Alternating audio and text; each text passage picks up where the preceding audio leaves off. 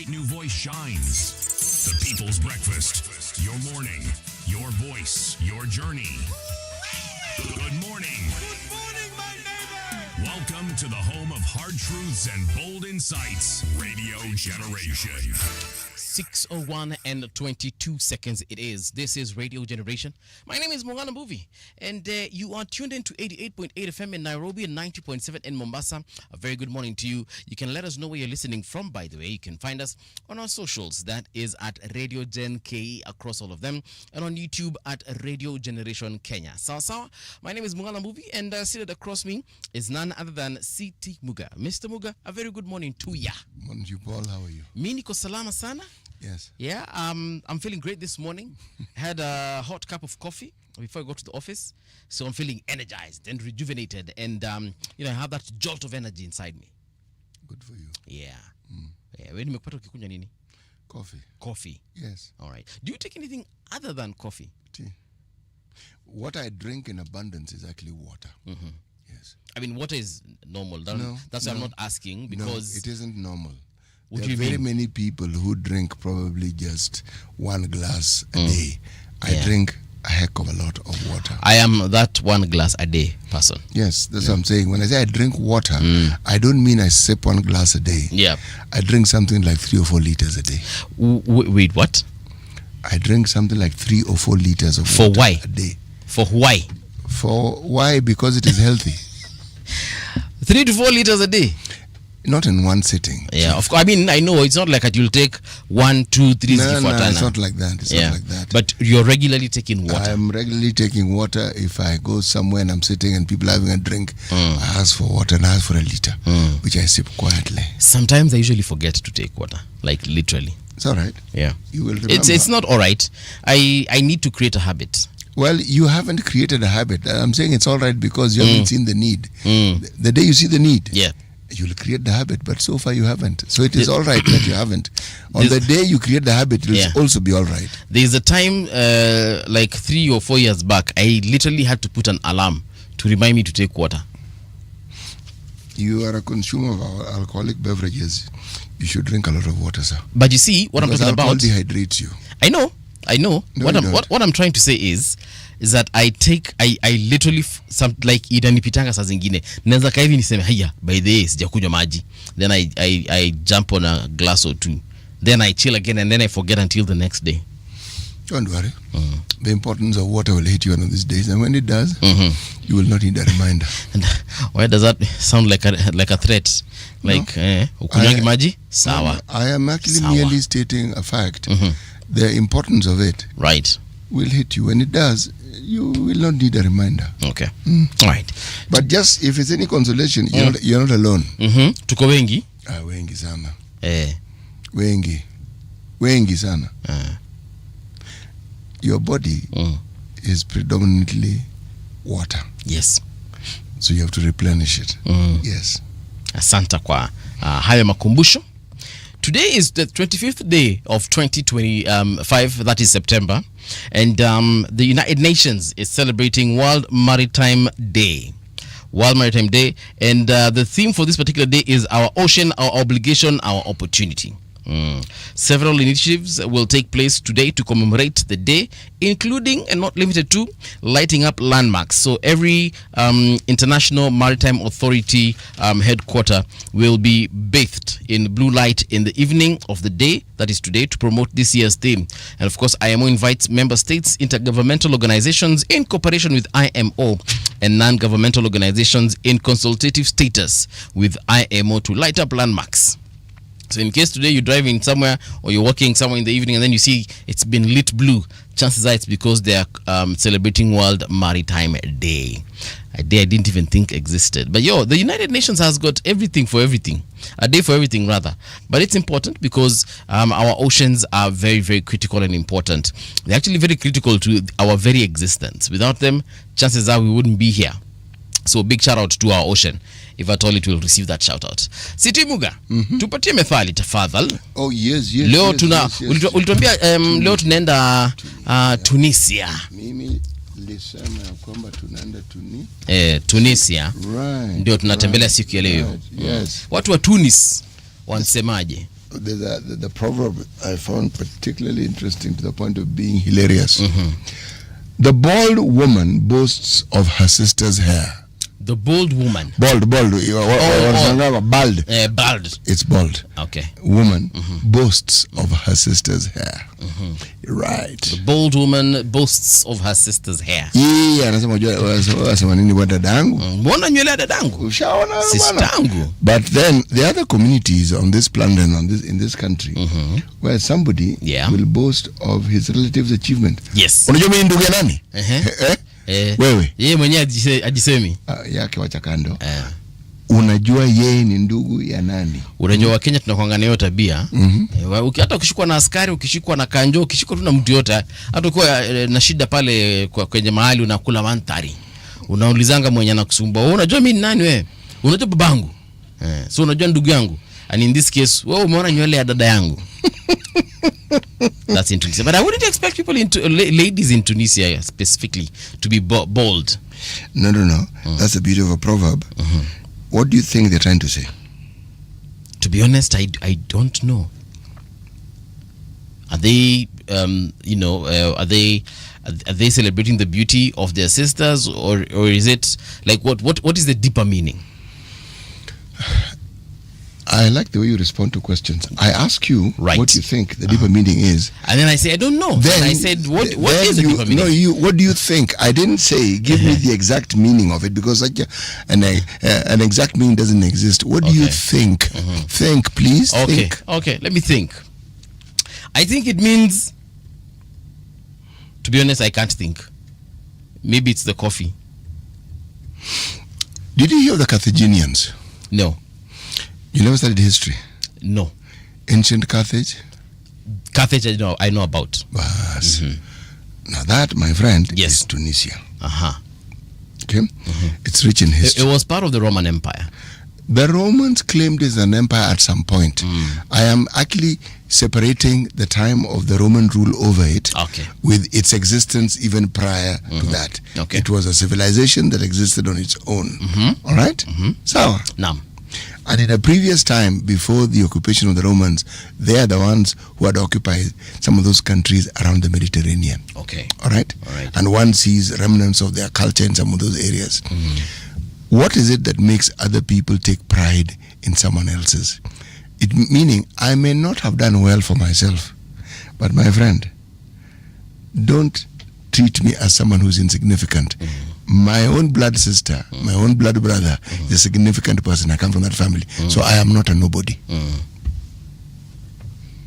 Okay. Yes. That's profound. Yes. Yeah. Usinione tu hivi. Let me use a phrase that I hear you using. Usinichukulie fala. Nimetoka kwa familia geniuses. Usinione hivi. Niteleza tu kidogo mahali. But usinione hivi. All right, so a bold woman takes pride in her sister's hair. Yes. Interested.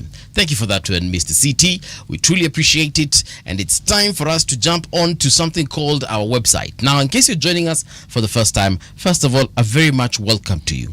We have a website that is rgk.co.ke, where not only do you get to see us live, you also get to listen to us live. And most importantly, you'll get to see some of the stories that you'll get to see all the stories that have been making headlines in the last couple of hours. And these are stories of significance, whether it's in news, sports, politics, whether it's in business, technology, entertainment, education, you name it. You'll find it on rgk.co.ke.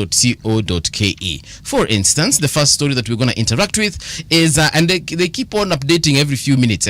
So don't think that the one I'm reading right now, they part in the next 2 minutes. Utapata ingine juu yake. So for instance, Ruto demands Gaza ceasefire.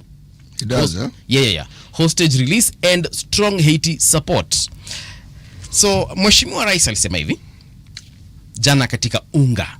Yeah, that is United Nations General Assembly. Kabisa. Abbreviated kama UNGA huku Kenya.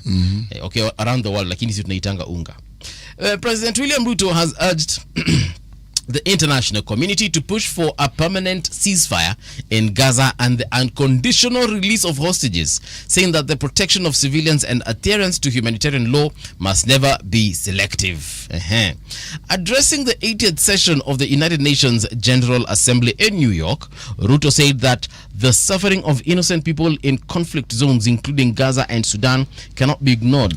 He resisted that a credible political process is the only path to lasting peace. Oh, he insisted, not resisted. He insisted that a credible political process is the only path to lasting peace. So our president said what he said. And so amesema yeye anaona hii mambo ya Gaza bwana iishe. Well, he's joining very many voices. Yes, of course. Remember, very members of the European Union have stated categorically that they recognize the state of Palestine. Oh yes, France did that just a day or two ago. The United Kingdom did the same, and many other countries. Oh yes, they are queuing. Wanaendelea. So what does that mean though for? What does that mean for nani? Onito nini huyu jamaa? What does that mean for Israel, and specifically to talking about their Prime Minister Benjamin Netanyahu? The state of Israel did not exist in 1944 as it's currently constituted. Yeah, that landmass was called Palestine. All right. So we know how the history goes. Yeah, we know what happened, and we keep talking about 1947, the Balfour Declaration, blah blah blah blah blah blah blah blah blah. What I have found particularly interesting is how Britain and their friends, the French, these are people who are in Europe. They come to what they call the Middle East, and they decide. They decide that these people who are called Palestinians can just be moved so that somebody else can come and occupy the land. Okay? Yes. What they forget is that this problem did not begin in the Balfour Declaration of 1917. This began in 1916. Yeah. The Sykes-Picot Agreement signed by France and Britain to carve out land previously controlled by the Ottoman Empire. Okay? That's how it started. Then the Balfour Declaration now cemented this. The idea was you carve off a piece. But that is not what has happened over time. Over time, all that they've done is just keep pushing for more land, pushing and creating settlers, pushing and creating settlers. That's actually what they've done. Meaning, you set about removing people from land which was theirs. You brought in other people. These fellows didn't seem to have a problem sharing this land with these people. But then the owners of the land are now the ones who own the smallest portion of the land which was previously theirs. Yeah. So what then would be the solution, CT? The discussion about two states, Palestine existing as a state and Israel existing. If you look at the narratives that have been predominant in this discussion, is a refusal by successive governments in Israel to actually accept that idea, the two-state solution. And the one time you had a prime minister who actually sought to have this done, that fellow got himself assassinated for his efforts. Okay, so there are people who are determined, but for such a thing to actually happen, for such a thing to take root, there must be an arching narrative, that, or narratives that propel people to believe that what they're doing is justified. Okay? I'm reminded of a story. I visited the land of Israel with the church that I go to. Okay. And one of the things that struck me, our tour guide was an Israeli gentleman. Our driver was an Arab, a Palestinian. What do you call a Palestinian, but an Arab? And there are comments that our tour guide kept making until I actually had to ask him quietly. He'd pass some buildings and he'd say, these buildings which seem half finished, they belong to the Arabs. I said, how do you know?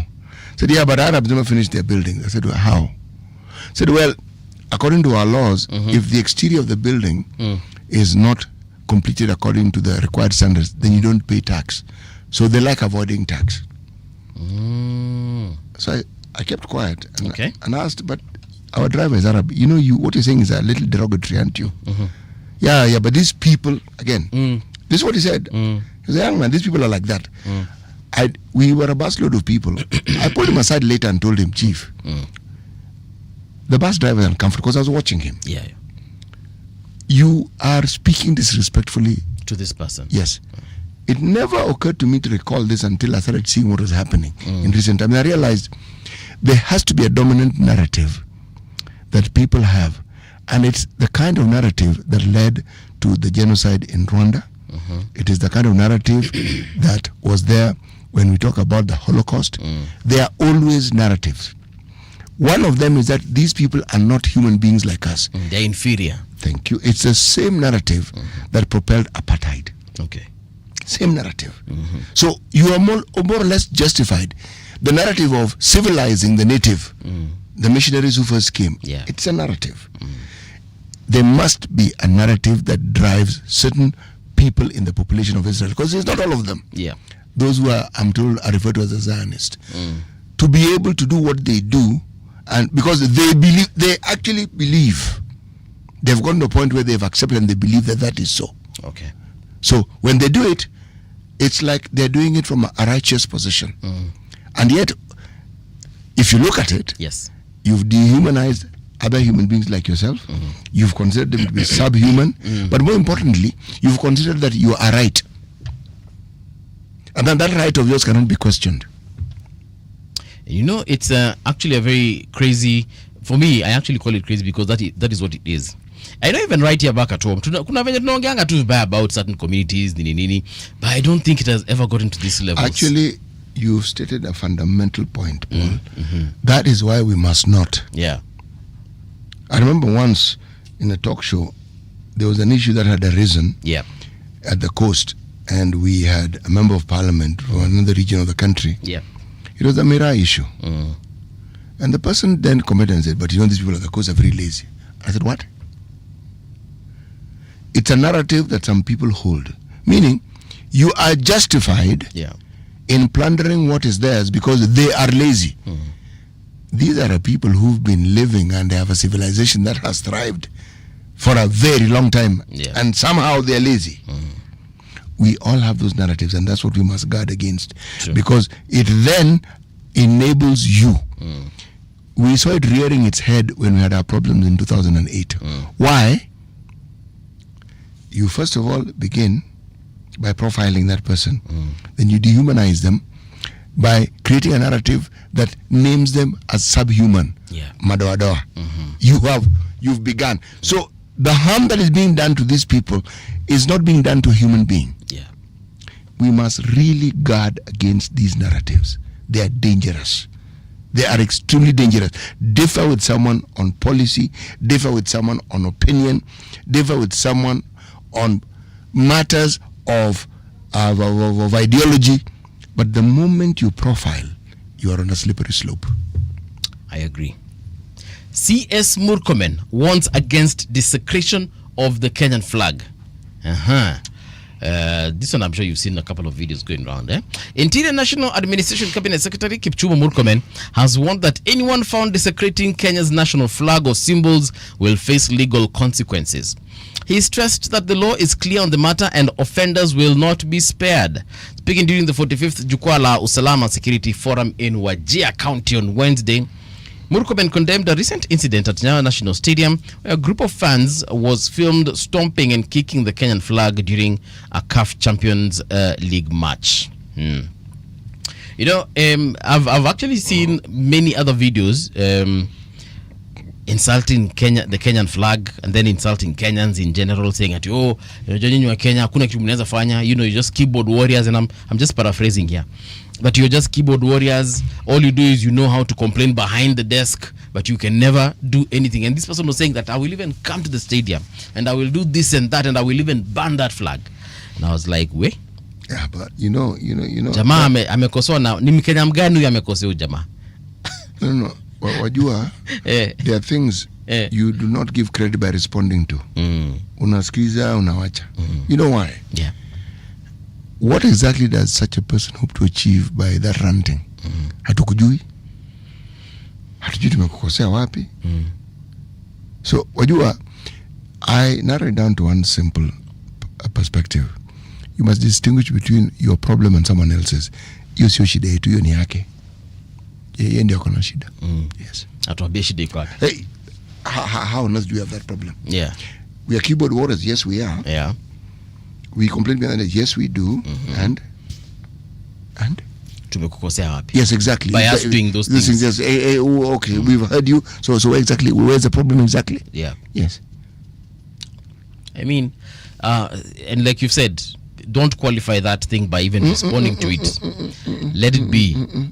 Come on, if that's how you think, then we've understood how you think, and we leave it at that. Aye. Lecturers push for jail of cabinet secretaries as strike cripples universities, and I'm laughing about this because how realistic is this? It can't even take off. So lecturers are pushing for jail of cabinet secretaries as strike cripples universities. Again, story that has been published about an hour ago.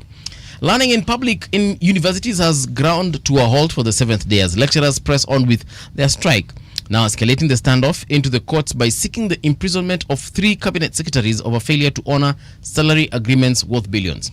Now, UASU, that is the university's academic staff union, through lawyer Titus Koseyo, has filed a contempt case targeting Education Cabinet Secretary Julius Ogamba, Treasury CS John Mbadi, and Labor CS Alfred Mutua. Also cited in the case are Attorney General Dorcas Oduor, Salaries and Remuneration Commission Secretary Margaret Njoka, Interpublic Universities Council's Consultative Forum Chairperson Professor Fred Simiyu Barasa, and Secretary Professor Daniel Mugendi. Professor Daniel Mugendi used to be at KU at one point, and he was the Deputy Vice Chancellor in charge of oh my goodness, why am I forgetting? But yeah, I remember he was the DVC when I was in campus back in the day. Professor Mugendi was a very cool guy, bana. And I also know Professor Simiyu Barasa, Fred Simiyu Barasa. Ni watu wamechila wananga shida yote. Au mtawashika mwapeleke. Yesterday when who were we talking to? I think we were talking to Dr. Peter Mbai. One thing that Dr. Peter Mbai pointed out is the fact that in the government that he served, at the time that he served it, things were not moving because key decisions were not with the principals or the secretaries or the CSs and everyone else that was involved in ministries, and that they had to confirm their orders or even confirm their activities and duties with State House. So I think we might be wasting our energy on saying that we need to arrest or jail the CSS, Julius Ogamba, John Badi, Alfred Mutua, and all these other people that have been mentioned in this, because for lack of a better word, these people are just flower girls in the office, surely. What are we saying? That's a narrative, isn't it? Yeah, of course. We are just going with what Dr. Peter Mbai said. And while he was there, I always have a query whenever I hear these things, and you heard me express it yesterday. What stops you from raising an issue when you're actually there? Well, you're in the government. Yes. Well, for example, he said he was being frustrated because every time he wants to action anything, he would be told, Goja, have you confirmed it so and so? And he was like, why do I need to confirm it so and so? My work is cut out. My job description is very clear. Why do I need to? And he was saying that he kept on getting calls from State House and people close to the president. And he was like, guys, what are we doing here? Did he not understand the system he was in? Let me understand. Let me explain something here. This is akin to what we hear of, this narrative that is stated that Parliament has been captured. Yes. That, in my opinion, is absolutely blooded-ash. It's not true. Parliament being captured. It's not true. Okay. Parliamentarians have surrendered the birthright we gave them to represent us with. They are the ones who have surrendered it. The capture was not forcible. No. They gave it. They gave freely. They willingly abandoned the independence they had, the freedom that we had given them. They abandoned it. The pieces of silver that are involved, we don't know, but they abandoned it. So this idea of capture, because that narrative then blames the executive. There is no executive on this planet that does not try to influence Parliament. None.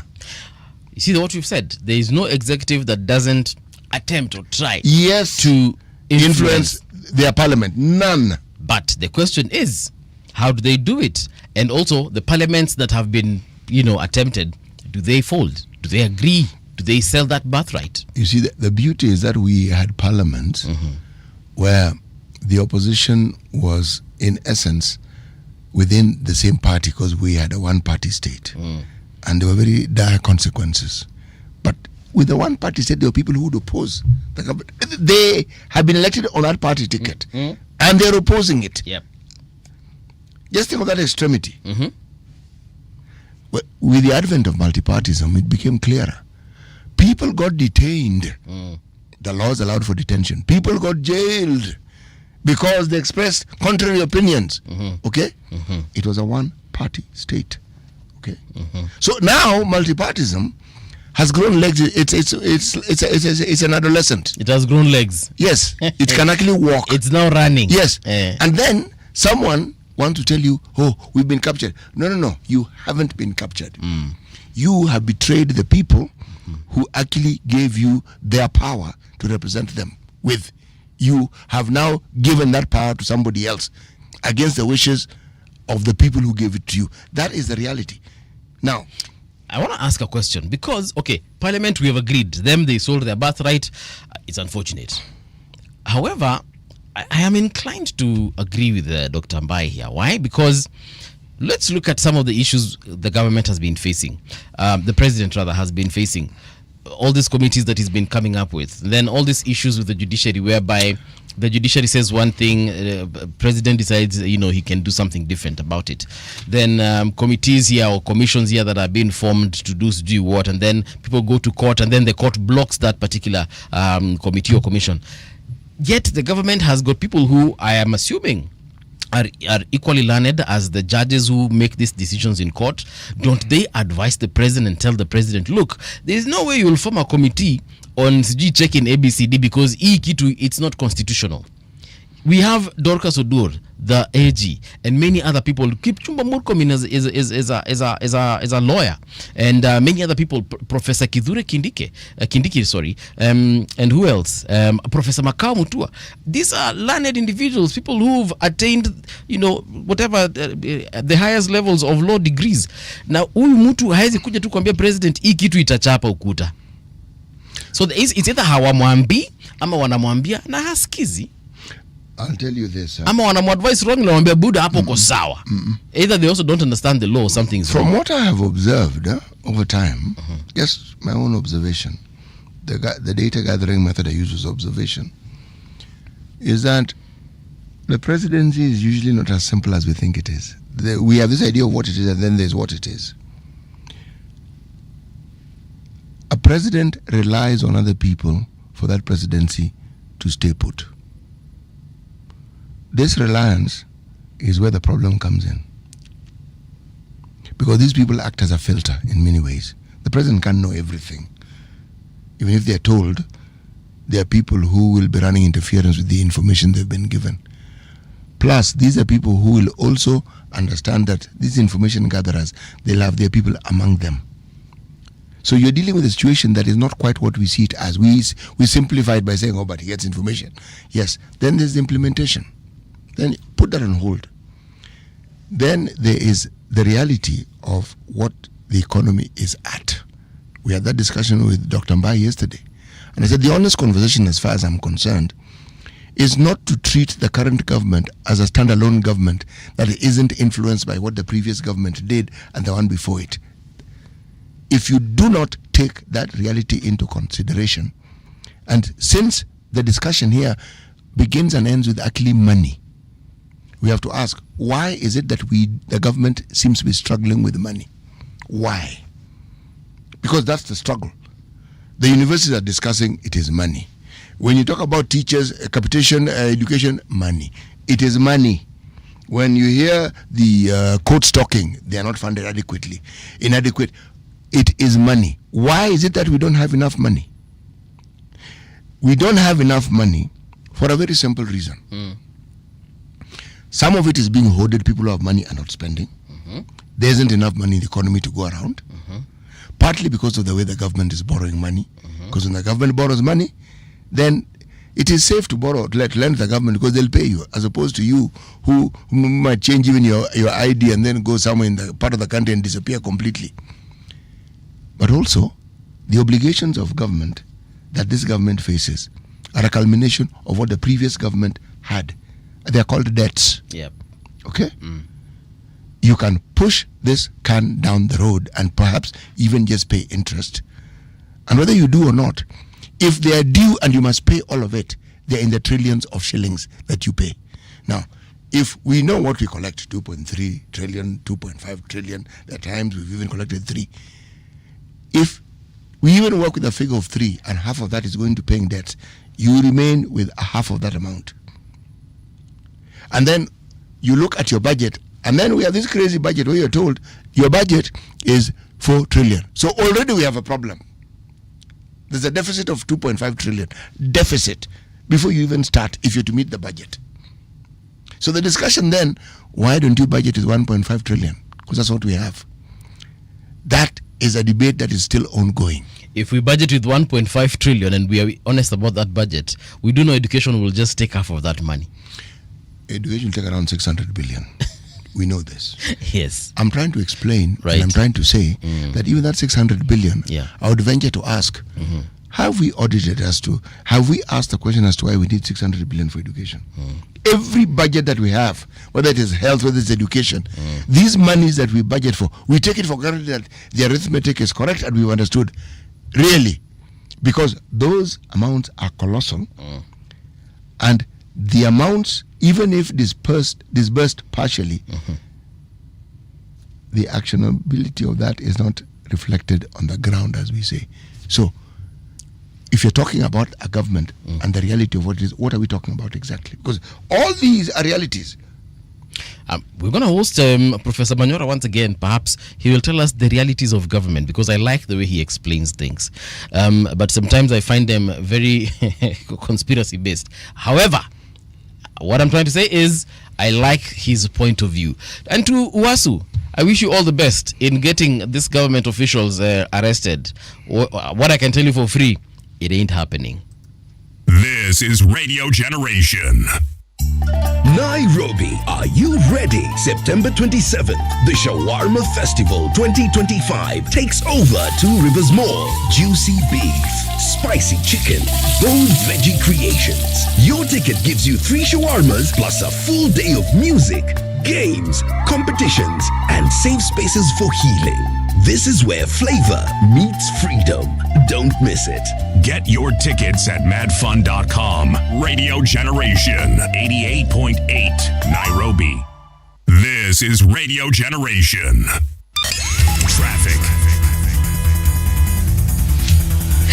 All right, so where are we? Oh yeah, City and I are having a very interesting conversation over here. Ngong Road is looking tricky at this particular moment, but it's a very small stretch. It's like, hey, yet imepita hata 300 meters na ni juu junctions too. So I feel like this is usually the story at exactly between 6:30 and 6:45. Pale kwa roundabout ya Raila Odinga Way pia inakaa tu iko tu fit, yani hakuna complaints. So this is what I will want you to do for me, if you see anything on the roads and you think it is of significance, here is our handle, that is at Radio Gen K across all socials, right? Literally, I can assure you that the roads right now super clear. So if you're heading to work, I would suggest uanze kutoka mapema, lakini wengine kutoka from 7 a.m. like this, I'm certain 100% mtapatana na traffic on Radio Generation. All right. City is telling me that the realities of running government, by the way, are not as easy as ABCD. No, they are not quite what you think it is, my friend. And let me tell you, even those who take these seats, there's what they think it is. Yes. Then they get there and they realize, my goodness gracious me, this thing is not quite what I thought. Yeah. It never is what you thought it was.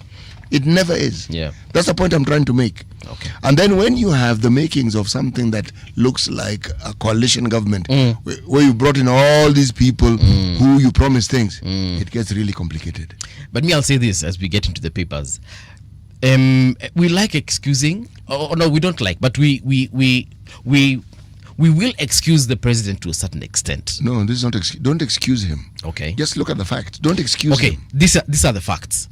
Some of the things that the president is dealing with right now, he inherited from previous governments, and we will not run away from that fact. However, this same president that we would like to put him in some kind of, I don't know, it's not a bubble, but there's somewhere we are placing him, and I feel like... See, now you've gone into the excuse bit. Just look at the facts. Don't deviate from the facts. President William Samoei Ruto was in Kibaki's government. He was a minister.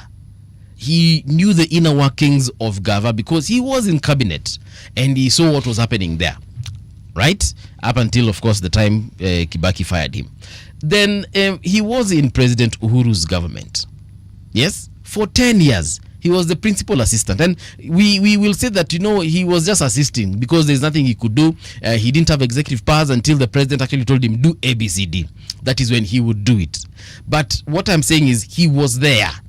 Okay? And he used to earn a salary from my taxes.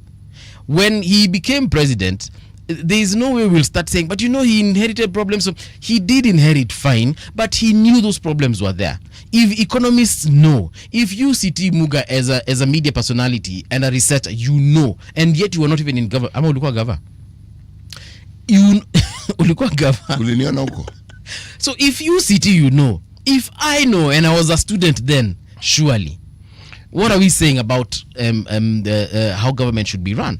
So should I vie for presidency and then God allows me to become president of this country and then I start saying, "Wow, wase, me, I didn't know Ruto did this. I didn't know Uhuru did this. Kwanza Kibaki, my goodness, no, I took this job, so let me stop excuses."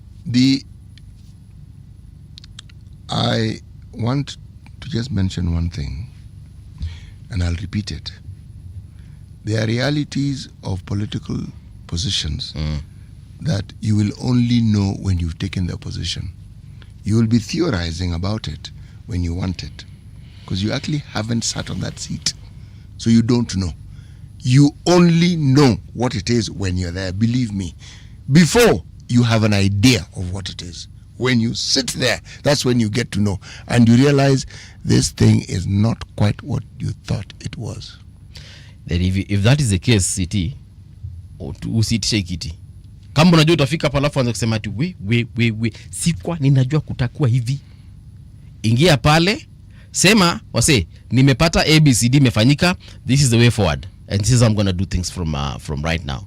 Don't and especially the promises part where we are promised before someone gets into power. Then when they get into power wanasema we huku tulipata empty wallets. By the way, William Ruto was also a minister in Moi's government. It was brief, but he was a minister. Yes. So he's been in government for quite a while. That's what I'm trying to tell you. The assumption is that there is a certain way of doing things or positions you've held that prepares you for the position of being president. I beg to differ. You have knowledge, but the argument seems to favor the thinking that the individual, or this one individual, has the ability and the capacity to run the government. No one does. It is the knowledge that you need people who will act as a support system. That's what makes these things work well. You as an individual, one person, you can't run government. Professor Manyora najua anatusikiza. We welcome him back here. Let's talk about how government is run. Teachers face sack over ghost learners. That is what is on the front page of the Daily Nation. MPs demand prosecution of ministry officials and teachers accused of abetting fraud. Okay, that is on the front page. Gachagwa's conditions to oppose partners. See that story on page 11. Cherotich, it's just the beginning. Our runner over there, front page, they have a very beautiful picture of her. GSE fights 8 trillion suit on rogue judges. So 3 tech firms have sued the Judicial Service Commission seeking 8 trillion in compensation for loss of business allegedly caused by misconduct of 10 judges in a protracted dispute. The petitioners accuse the judiciary of entrenched impunity, but the JSC, led by Chief Justice Martha Koome, has opposed the civil claim. 8 trillion. President reveals fate of missing officer in Haiti. That story is on page 2. Front page of the Star newspaper is like this, Ruto Raila parties ahead of Rigathi and Kalonzo. That is according to a poll done by Tifa. 16% identify with UDA, and ODM is at 13% and DCP at 9%. Shock as driver delivers body disguised as parcel to police. Yeah. Police in Muranga are investigating the death of a woman whose body was driven to Kangari police station by a taxi driver disguised as a parcel. Police said the body of the woman was wrapped in blankets and stuffed into paper bags. A man allegedly asked him to deliver a package to Kangari stage, claiming someone was waiting at the bus stop for onward transportation. Kenyans urged to adopt snake farming to reap the benefits. Our stories on page 2. Jesus. So scientists have asked Kenyans to venture into snake farming, reiterating that the venture is a multi-billion business whose potential is yet to be explored. Kenya Wildlife Service Director General Erastus Kanga said snake farming portends rewards and Kenyans must venture into snake farming. It has a lot of potential, Kanga said. Mtumba Grannies 20-year fight for justice. Wilson Mitumba Women's Group Grannies outside Milimani Law Courts yesterday over the missing file in a case that has been pending for over 20 years. The dispute involved the group and the National Police Service. National Land Commission confirmed the land was allegedly registered to the women's group. The matter is pending before the High Court. My goodness. That story is on the front page there. You can check it out. How Mbadi has clipped governor's wings on chaotic procurement.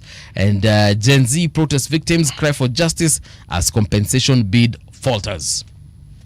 That is what is on the front page of those two papers. Yeah. What's on your end, Mr. City? Well, this one has one headline. Standard has this practice of just having one headline. This one is even more interesting. One word, insensitive. The insensitivity relates to what the president mentioned at the UN Assembly on September 23rd. I must use this opportunity to honor the Kenyan officers Samuel Tompei, Benedict Kabiru, and Kennedy Nzumbi, who lost their lives in the line of duty. Yes. Then the storm breaks. The family of the slain officers, Benedict Kabiru, was still pleading with police bosses and petitioned the courts for answers when President William Ruto dropped a bombshell at the UN General Assembly, declaring Kabiru among the 3 Kenyans killed in Haiti. The revelation blindsided relatives who insist they were never formally informed for months. They had endured silence from the state, the Inspector General, and even the Attorney General's office. Now they are left reeling, grappling with not just Kibiru's death, but a chilling reminder of a government that buries truth in protocol, forcing grieving families to learn of their loved ones from international podiums. The full story is on page 6. Then there's the missing officer's mother, Jacinta Wanjiko. This is the quotation of what she said. Why do I have to learn of my son's death through a social media and a speech abroad? Since May, we have knocked on doors seeking answers in vain. What exactly are they telling us? I think the state should have actually informed them just before the president made that speech. Or at least mapema sana, when they found out that indeed the officer was dead. They should have. That's quite sad. And of course, the families didn't even watch that particular broadcast, I'm certain. No. So you're just there seated, and then you just see probably Radio Generation ametweet kitu, and then you're like, wait, what? That's crazy. That is crazy. Anything else of significance we should look at? Standard journalists Kweyu to act as a state witness in case against judge. 9 ambassadors get parliament's approval. Star athlete's ex-husband grilled over his property. CCTV footage exposes how maid tortured 3-year-old girl to death. DPP wants couple extradited from US over murder plot. Right. Man who died in prison was beaten, post-mortem reveals. Is that the gentleman who was found in Mombasa? No. Huh. The one who There's died. Another one. The post-mortem was beaten to death. Which one? What's the name of the victim? This guy was Arimandi at the Kitale main prison. Okay, that's a different one. Yes, and his name, that Samson Wanda was his name. On page 4, Heartless. Kabiru family learns of officer's death in Ruto's speech. Yeah. Slain officer's family wants answers, but AG wants to consult. Yeah? Yes, I'm just reading. Yeah. These headlines of ours are just, it's like one horror story after another. Let me just continue the horror show. Okay. New video shows house help's last moment as Ken demands justice. Amateur video shows Utuni Kavaya hanging onto grills on a 3rd floor balcony. That lady who was a house help. Yes. And she, oh my goodness. She died. Yeah, I watched that story. I watched the story on one of the news outlets. Wow, that thing is crazy. So apparently, this is what happened as far as that lady is concerned. She went, cleaned for these bosses of hers. Then she left. When she left, she was called back. And she was told, come back here. There's a situation we need to discuss. She went back. When she went back, she was told, kuna pesa ilikuwa kwa trouser ya our son. Can you produce that money? She was like, what money, guys? Mi nimekam nimefua. I was on my way home. You called me back. Here I am. I have no idea what you guys are talking about. It's money that was in whose trousers. And the next thing we know, she was found because it was on the 4th floor. She was found on the ground. This story is saying 3rd floor. 3rd floor, eh? So kapatikana huko chini, and then the daughter was called by the police, and they told her, but your mom is dead. But on investigating, when she was retrieving the things from her mom's belongings, basically her clothes, and the money that she had in her purse, apparently it was 160 bob. There is no way she would have taken money from this other person. There was nothing in her M-Pesa account, apparently, also. So my question is, how did this family determine that she actually had that money, or she had taken that money? At what point did they realize that money was missing?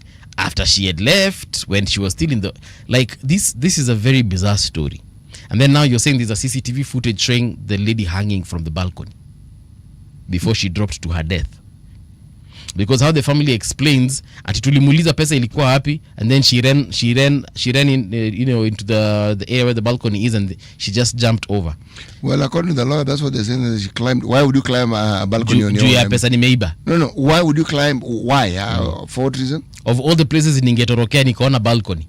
And then the story that on Thursday she finished her work at 3 p.m., received her pay, and left. She was also given some food subs for the family. Shortly afterward, she was recalled by the son of the house, who claimed 5,000 was missing. 5,000? Yes. So someone is dead because of 5K? Yes. Let's even assume she took that money.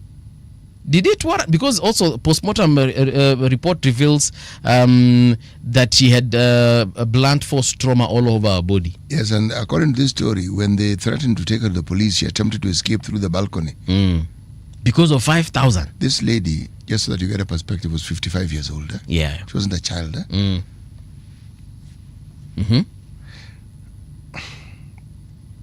Because of 5K, yani, sasa you want to call the police over 5,000 bob. Number one. Number two, according to them, she was on the 5th floor, went to the balcony, went to the 4th floor through the balcony. Let me read it for you. She might descend from the 5th floor to the 4th floor, but when she tried to reach the 3rd floor, she found the balcony closed with the grills and window pane. This according to the lawyer defending this family. Wait a minute. So the family lives on the 5th floor? Yes, sasa huu mama 55 year old amepanda balcony, anashuka na balcony, akishuka chini. So akamanage kushuka from the 5th to the 4th. Sasa kwenda kwa 3rd, akakuta balcony, sijui windows here ndio mzungumkuti. The balcony and the windows are separate. If you are descending, balconies are normally aligned. Inakuanga further away from the window. They're aligned, yes. Yeah. So the window being closed, how does that feature in this? But that is what they've written here. They've quoted the lawyer. This story will unfold further. Ruto backs two-state solution to end Israel-Palestinian conflict. Those are news. Matiang'i's rivals meetings trigger loyalty crisis within opposition. Sorry. Matiang'i's meetings trigger loyalty what? Rivals meetings trigger loyalty his rival meetings trigger loyalty crisis within opposition. Matiang'i meeting with rivals raised eyebrow, leaving DCP insiders concerned about his shifting loyalties. Which rivals are these? Because I thought all these guys warned are that his alliances with government-linked figures may destabilize the already fragile unity ahead of 2027. So who is he meeting in Gava? All right. So Gachagwa's conditions to opposition partners. Stories on page 11. Page 11. Let me see if I can open page 11 real quick. Faster. Wanasema nini on page 11. Here we are. So, Gachagwa's tough election terms for coalition partners. Hopefuls must have numbers. Remember Dr. Mbai said this yesterday. And work with DCP and its allies and sign written agreements deposited with Mount Kenya stakeholders. Hey! This Mount Kenya. Former DP has warned Mount Kenya against repeating what he called the naive approach of 2022. Democracy for Citizens Party leader Rigathi Gachagua has announced plans to rally 7 million votes from Mount Kenya in the 2027 general election. He warned that only aspirants willing to meet strict conditions will secure the bloc's support. Mr. Gachagua, the former deputy president, said the target is achievable given the region's 5.5 million votes cast in 2022, with many residents abstaining and more voters expected in the next register.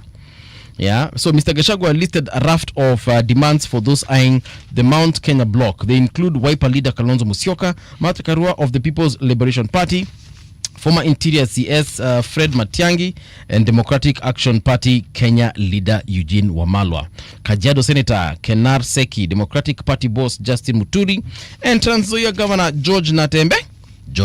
Yeah. He also left the door open for ODM leader Raila Odinga, saying should he meet his Damascus moment and join the struggle to punish governance betrayal, we are ready to listen. That is Gachagua for you. Our target is about 8 million votes with a turnout of at least 7 million. This includes the Agekoyo, Aembu, and Ameru communities. Right. Kalonzo's snub of Matiang'i's event reveals silent wars within the opposition. Lakini hatu wa mweke wanataka pia. When you keep talking about the united opposition. Now, do you see where my query comes from? Yeah. It's not united. What united?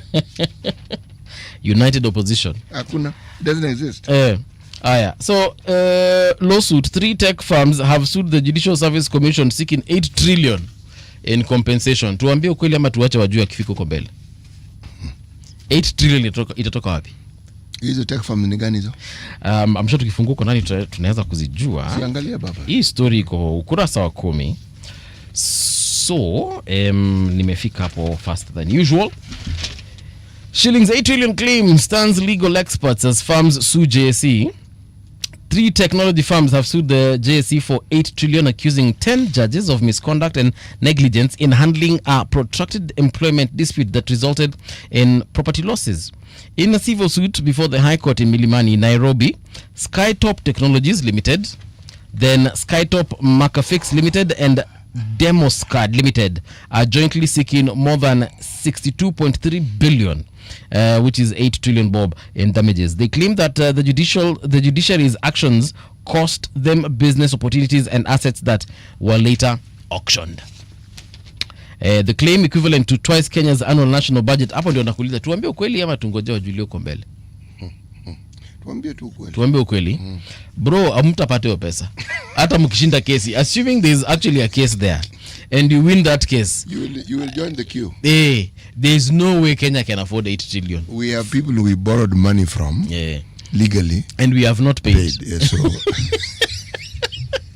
and I'm not laughing at you, I'm just laughing at the situation, so bear with me. Somebody has clipped governor's wings on chaotic procurement. This story on page 4 and 5. How, and governors rather have been complaining really a lot. Unfortunately, they complain a lot, literally all the time. Yeah, they've been complaining a lot about how government is treating them. OSG monies are not getting to them on time. But there's a question you like asking here, City, that ile kidogo walipatiwa hata kama ikufika yote wametumia vipi? Hiyo swali nataka kuulizwa. So page 4 and 5 wanasema hivi that the National Treasury has moved to rein in governors who have long been accused of presiding over chaotic and corruption-ridden procurement processes in their administrations. A few weeks ago, CS Mbadi did launch this e-procurement system, the eGPS. Yeah. And rumor has it that thing actually is not even working as it should. But the point here is they are really trying to ensure that governors know what they're doing in their counties and the monies that they're given, whether enough or not, are being spent well. This is what I call, and I think it is a very good thing in terms of just curbing government wastage. There's a lot of money that just goes into wastage. Even those procurement processes, zingine zinakuanga tu a waste of money and time. And time is equals money. So if we can actually get this thing streamlined, because for now, if we're being honest, I've actually read reports saying that thing is shambolic. That system, the eGPS. Any system, when it is new, believe me, it will always have teething problems. Yeah. Okay. But the problems that they're having, in my opinion, are being hyped. There are people who are determined to state that it is not working. Remember the story of Shah? Yes. I mean, it's not working. It's fresh in our minds. It's not working. So, okay, it's not working. So what exactly is not working? Shah is not working. Yeah. Then you say, but it's an authority which has 3 components to it. Which one of it is not working? This government is unfortunate in that there are people who are determined to hype anything that they do wrong. And believe me, they'll do very many things wrong. It's in human nature. Yeah. But this particular government, like no other that we've seen, have people who are determined that every misstep will be mentioned, hyped. Every. So, as I say, heart upon her, there is nothing that they will do that will not be noticed and will not be mentioned. Yes. Shocker's driver delivers body disguised as parcel to police. Police in Muranga are investigating the death of a woman whose body was driven to Kangari police station by a taxi driver disguised as a parcel. Police said the body of the woman was wrapped in blankets and stuffed into paper bags. A man allegedly asked him to deliver a package to Kangari stage, claiming someone was waiting at the bus stop for onward transportation. Sasa, what were delivery tafadhali? Some of these things now you're taking, you need to confirm what is inside. What am I carrying? Yes. So someone calls you and tells you, hey, Shikai, take it to this destination, and you have absolutely no idea what it is. It could be something bulky. It could be something in the size of a human head. Someone tells you, take this package, and then wanakwambia ukifika tu pale kwa stage kuna jamaa kwa hapa atachukua hii kitu. Anangojea. Ukifika tu hapo atachukua. Then you get there and you realize 20 minutes later no one is coming. 3 hours later nobody is coming. You call the person who sent you, they're not answering their phone. Then you decide to check, kwani hii package iko na nini? Then you find human remains. Then now you have to go to the police station and explain why you have a dead body in your car. I can't imagine how this explanation went. Nataka kujua unaanza aje. Saliva will dry in your mouth as you're explaining. Police in Muranga are investigating the death of a woman whose body was driven to Kangari police station by a taxi driver disguised as a parcel. Police said the body of the woman aged 45 and 50 years was wrapped in blankets and stuffed into paper bags. The driver told police he was ferrying passengers from Mukomboki Center to Kangari Township on Tuesday when he was stopped by a man dressed in a black hoodie. The man allegedly asked him to deliver a package to Kangari stage, claiming someone was waiting at the bus stop. Yeah, so the driver and the passenger tried to unload it, but noticed it was unusually heavy. They checked it, found a dead body. Then they decided to go to the cops with a cops and tell the cops how you found these cops. Well, my parents actually told me one thing. Ukipatwa kitu na mtu usichukuange tu alafu uende tu na utembee nao. Confirm what that thing is. Even a bicycle, don't just ride some random person's bicycle. It's advice that is given to people going out of the country for the first time. Don't let someone give you something to carry for them. Don't. Just tell them no. Kila mtu ajibebe mzigo wake. No. No. You have no idea who that person is. You have no idea what they're giving you. Because my friend, you carry it, it's considered your luggage. Yes. Why? Hizi stories za city alinipatia hawatambui. No. You're the one who has it. That city story that one doesn't work. Alafu ujipate Malaysia ama Vietnam where they actually hang drug dealers. Anyway, here's the news with Winnie Maganga.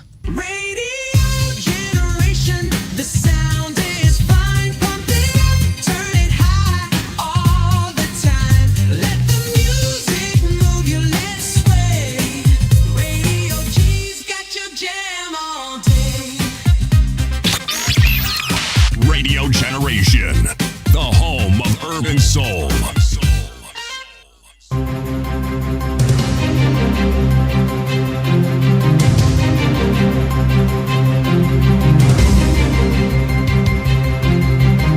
This is the Radio Generation News. Good morning, I'm Winnie Maganga. Africa will no longer accept being sidelined in key global decisions that directly shape its destiny, says President William Ruto. Speaking during the General Assembly debate in New York on Wednesday evening, Ruto flaunted the current global order, particularly the way the UN Security Council operates, describing it as unjust and outdated. He stressed that Africa's absence from permanent membership of the Security Council undermines the credibility of the UN, warning that reforms are essential if the organization is to remain relevant. Africa dominates most of the Security Council agenda, provides some of the largest contingents of UN peacekeeping forces, and bears the heaviest costs of instability. Yet we remain the only continent without a permanent seat at the main table, where decisions about our destiny are made. Africa deserves, ladies and gentlemen, at the very least, 2 permanent seats with full rights, including the right to veto, and 2 additional non-permanent seats on the United Nations Security Council. The family of Simon Warui, who died while in custody at Mombasa's Central Police Station, is contesting official post-mortem findings that attributed his death to cardiorespiratory collapse caused by a broken neck. Pathologists suggest the injuries were consistent with a fall from a height, but the family has dismissed this explanation, alleging a police cover-up. They are demanding a thorough and independent investigation into the circumstances surrounding his death. Warui's sudden and unexplained death has deepened the family's grief, coming as they mourn the recent loss of another relative. Ni wakati mgumu ati leo tunaenda huko Murang'a kuzika nyanya ya bibi ya Simon. Next sasa ni mazishi ya Simon. Huwezi jua ati uko unakaa umenyongwa, umevujika koo, umevujika mkono, ati alafu uko umejiangusha. My husband, dada mwenye anaweza simama sai, a witness, ni mtu ana ubaya na mtu. Nataka tujue in how state Simon aliingia kwa cell. Kama alikuwa alive, mbona atoke kwa cell kama yuko? City lawyer Guy Spencer Elms has been ordered to take a plea in 100 million Kenya shillings current land dispute. He is facing charges of forgery, uttering false documents, and attempting to fraudulently acquire property belonging to the late Brighten Roger Robson. The case pits him against businesswoman Agnes Kagure, who claims ownership of the land. The Attorney General and the DPP are pushing for accountability after Elms failed to honor earlier summons. The investigation officer and of the victims before arriving at that decision, and also in tandem with the guidelines of the decision to charge 2019. I've cited the case of Frederick Muller, I cited herein above. Therefore, having established that the victim complainant was not consulted, and pertinently that the civil succession proceeding does not bar the continuance of this proceeding, It is the finding of this court that I'll direct the accused person to take plea in the meantime as they pursue the issue of inculcating the views of the complainant or victim and the investigation officer. A bill seeking to introduce an age limit and term limits in the appointment of the Inspector General of Police and the Deputy Inspector General has been introduced to the National Assembly. Primary to this bill is that all persons nominated and appointed to the offices of IG and DIG of police be less than 60 years old at the time of their nomination. The National Assembly Amendment Bill, Bill number 39 of the 2025, seeks to amend the National Police Service Act, Cap 84, by also introducing a term limit for DIGs as they exempt from mandatory retirement at 60. More than 80 Palestinians were killed by Israeli fire across the Gaza Strip on Wednesday, most of them in Gaza City, local hospitals said. Women and children were among at least 20 who were killed when a strike hit a building and tents sheltering displaced families near Firas Market in Gaza City's central Daraj neighborhood overnight. According to first corresponders, the Israeli military said it struck 2 Hamas fighters and the number of casualties did not align with its own information. And that's the truth on Radio Generation. Good morning, I'm Winnie Maganga. The views and opinions expressed on this program are those of the guests and do not necessarily reflect the views of Radio Generation. Radio Generation assumes no responsibility or liability for the interviewee's views. This is Radio Generation. In the beginning, there was morning radio. But now there is Radio Generation's The People's Breakfast, curious and bold, getting facts from the shadows. That's what it is. Now, as the city wakes and secrets stir, a bright new voice shines. The People's Breakfast, your morning, your voice, your journey. Good morning. Good morning, my neighbor. Welcome to the home of hard truths and bold insights, Radio Generation. A very good morning to you. Welcome to Radio Generation. The time right now is 7:07. My name is Mungala Mbuvi, and it's time for us to have that very much needed morning convo. City Muga kama kawaida is here, and we are joined by 2 exemplary individuals because they are experts in their field. And I'm talking about none other than Angel Mbuthia, National Chairperson, Jubilee Youth League. Angel, good morning to you and welcome to Radio Generation. Good morning.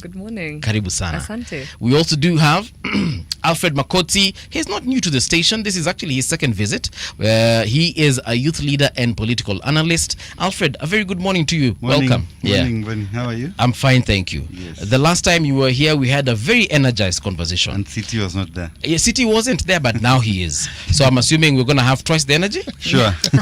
Twende kazi.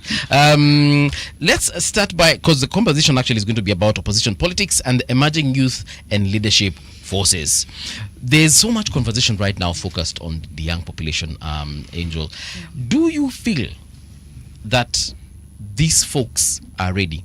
City keeps on reminding us that they are an untested constituency as far as, probably voting is concerned, governance is concerned, and many other aspects.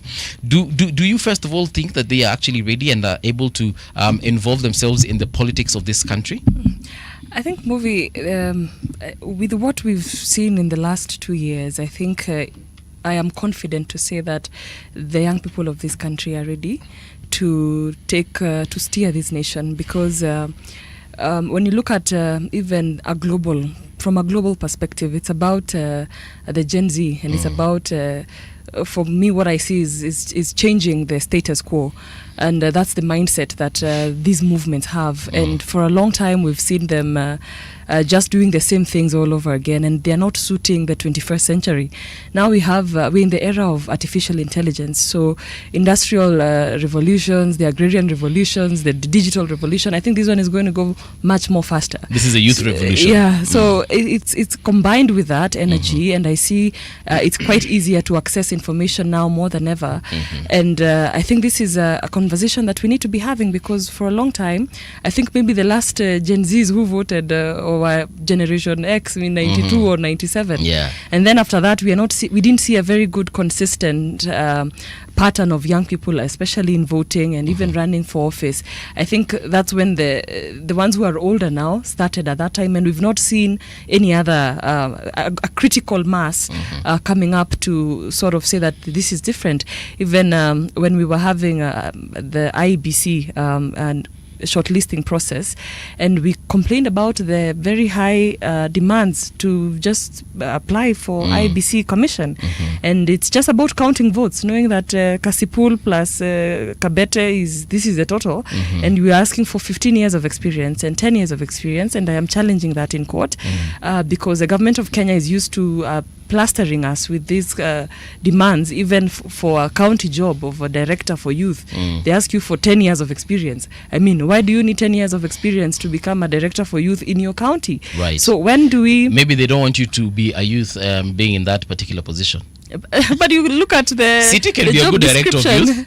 Well, it's okay if he can apply. He's been a teacher, Yeah. so he can direct youth clearly. Yeah, but why take away the opportunity for a fresh graduate to become a youth director who was possibly... Don't assume for a second I don't know where you're going with this. I do know. Oh, he has... City, calm down.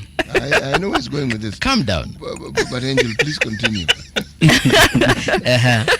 I think we need to investigate more. Because it's about looking at what young people of Kenya have to offer, and I'm so confident in them. I saw our brains being splattered outside Parliament in June last year, and I think these are things that keep settling in my mind even when you wake up for a morning conversation like this one, and I remember that energy and that effort, and that gives me the drive to keep on moving every day and to keep on pushing for a better Kenya where members of my generation are actually at the forefront, not just to tick a box, but meaningfully engaged. Alfred, 8 million apparently didn't vote in the last election, according to statistics. These are the same people that we are hoping come 2027 they'll decide who's the next person to lead this country, lead their constituencies and lead their counties. Should we put our faith and trust in that folk? Yes. 8 million is not just a number. It's a huge number. Right now, DP Gachagua anasema anataka 8 million from Mount Kenya region alone. But compared to what the young people did on June 2024, I think those numbers were more than 8 million. Don't just look at what happened in Parliament. Look at what happened in more than 20 counties across the country. I think 8 million, when I say it's not just a number, I think we are way more than 8 million, because in 2024 and the elections are in 2027, there are more young people who are coming in straight from high school, graduating from high school, and by 2027 they'll be ready to vote. They'll be due to vote. The question is IBC prepared enough to register these young guys as voters? I think we should move away from the queuing and the Huduma Center and going to the IBC. We are doing so much in the digital space, and young people are so much in the digital world. More needs to be done, and that's why I can't agree more with Angel. When we said we want a young commissioner would tell the IBC that these things of queuing to go and register as voters, I think is way beyond the age of time. We have young people who can access the internet, who can log into portals. We have M-Pesa working. We have internet mobile, e-banking working. I think it is high time that we have to trust our digital system for our young people. We even have the young people who mobilize themselves into Parliament and all over the country using the digital technology. Right. I think now the question is IBC prepared to register these young people? Yes. Angel, is IBC prepared? First of all, just remind Kenyans that starting Monday, there will be an ongoing voter registration. That one is according to the IBC, 29th of September. So you get out there, register and vote. but are they even registering to vote? Do they even have IDs? I wonder how many people we can meet in the streets here who are in that age that we are looking at, and ask them, ukona ID na kutole ID yako. Maybe in town wako nazo because wamekuja kufanya shughuli, but ushago, I don't know, do your cousins have IDs, for example? Movie, I think we're underestimating the power of our generation and the drive and the resilience and the want to participate. Right now, there are conversations on our platforms on countdown to election in August. I think it's going to be a 10th in 2027. And it's a countdown on getting there. So when we are talking about having IDs, having the requirements, I think that's something we just leave it to 29th. And maybe not exactly 29th, because this is just maybe continuous voter registration. Yeah. I believe that based on previous calendars of the IBC, it's usually, the mass voter registration is usually about the first 3 months of the following year or any new year that they begin the voter registration. So I'm expecting them to come out from around maybe February, March, April, given the timeline that was there the other time. And I think that we're going to see a very, very new phenomenon. I think this is something that I always say it's a great time to be alive, because you're going to see new voters, and you're talking about 8 million who are registered last time and didn't vote. And then IBC is also projecting to register about 5.6 or about 5.9, shy of 6 million new voters. And I think that we'll get it done. I wish we could, register on your e-citizen, and then you just have a way of getting your fingerprint taken, maybe to your nearest Huduma center, and it becomes automatic. But I believe that we are quite ready for this. Yeah. And when we had look at last week's front page of the Daily was talking about we need 1 billion for the by-elections for November. Right. And I think that's the way to go, because now those are just 10 meetings from State House, Every one meeting in State House is 100 million. Yeah. It's 100 million. So, I mean, those are just 10 meetings. Yeah. So there is this grapple that they only have 800 million, they need more, 600. Are you asking IBC to go there 10 times? Yeah, I mean. And every time they go there, we're talking 100 million. So the process of democracy is expensive, but that is the foundation of our country, and so it is going to cost us, but that's the way to go. Otherwise, we are going to have a lot of June 25th if we don't go that way. I think young people are prepared. We are ready to go and get registered. We are going to change voter exactly what we need to do to get ourselves ready. And what I always urge young people is that even when we are going to vote on that material day, we are going to be in the polling stations to ensure that the process is free and fair. Whether the commissioners are relatives of the president or not, we are going to make sure that the process is clear. And the other day we were talking about artificial intelligence, the Grok guy on X, or girl, I don't know the gender. The Grok thing. The Grok thing, yeah.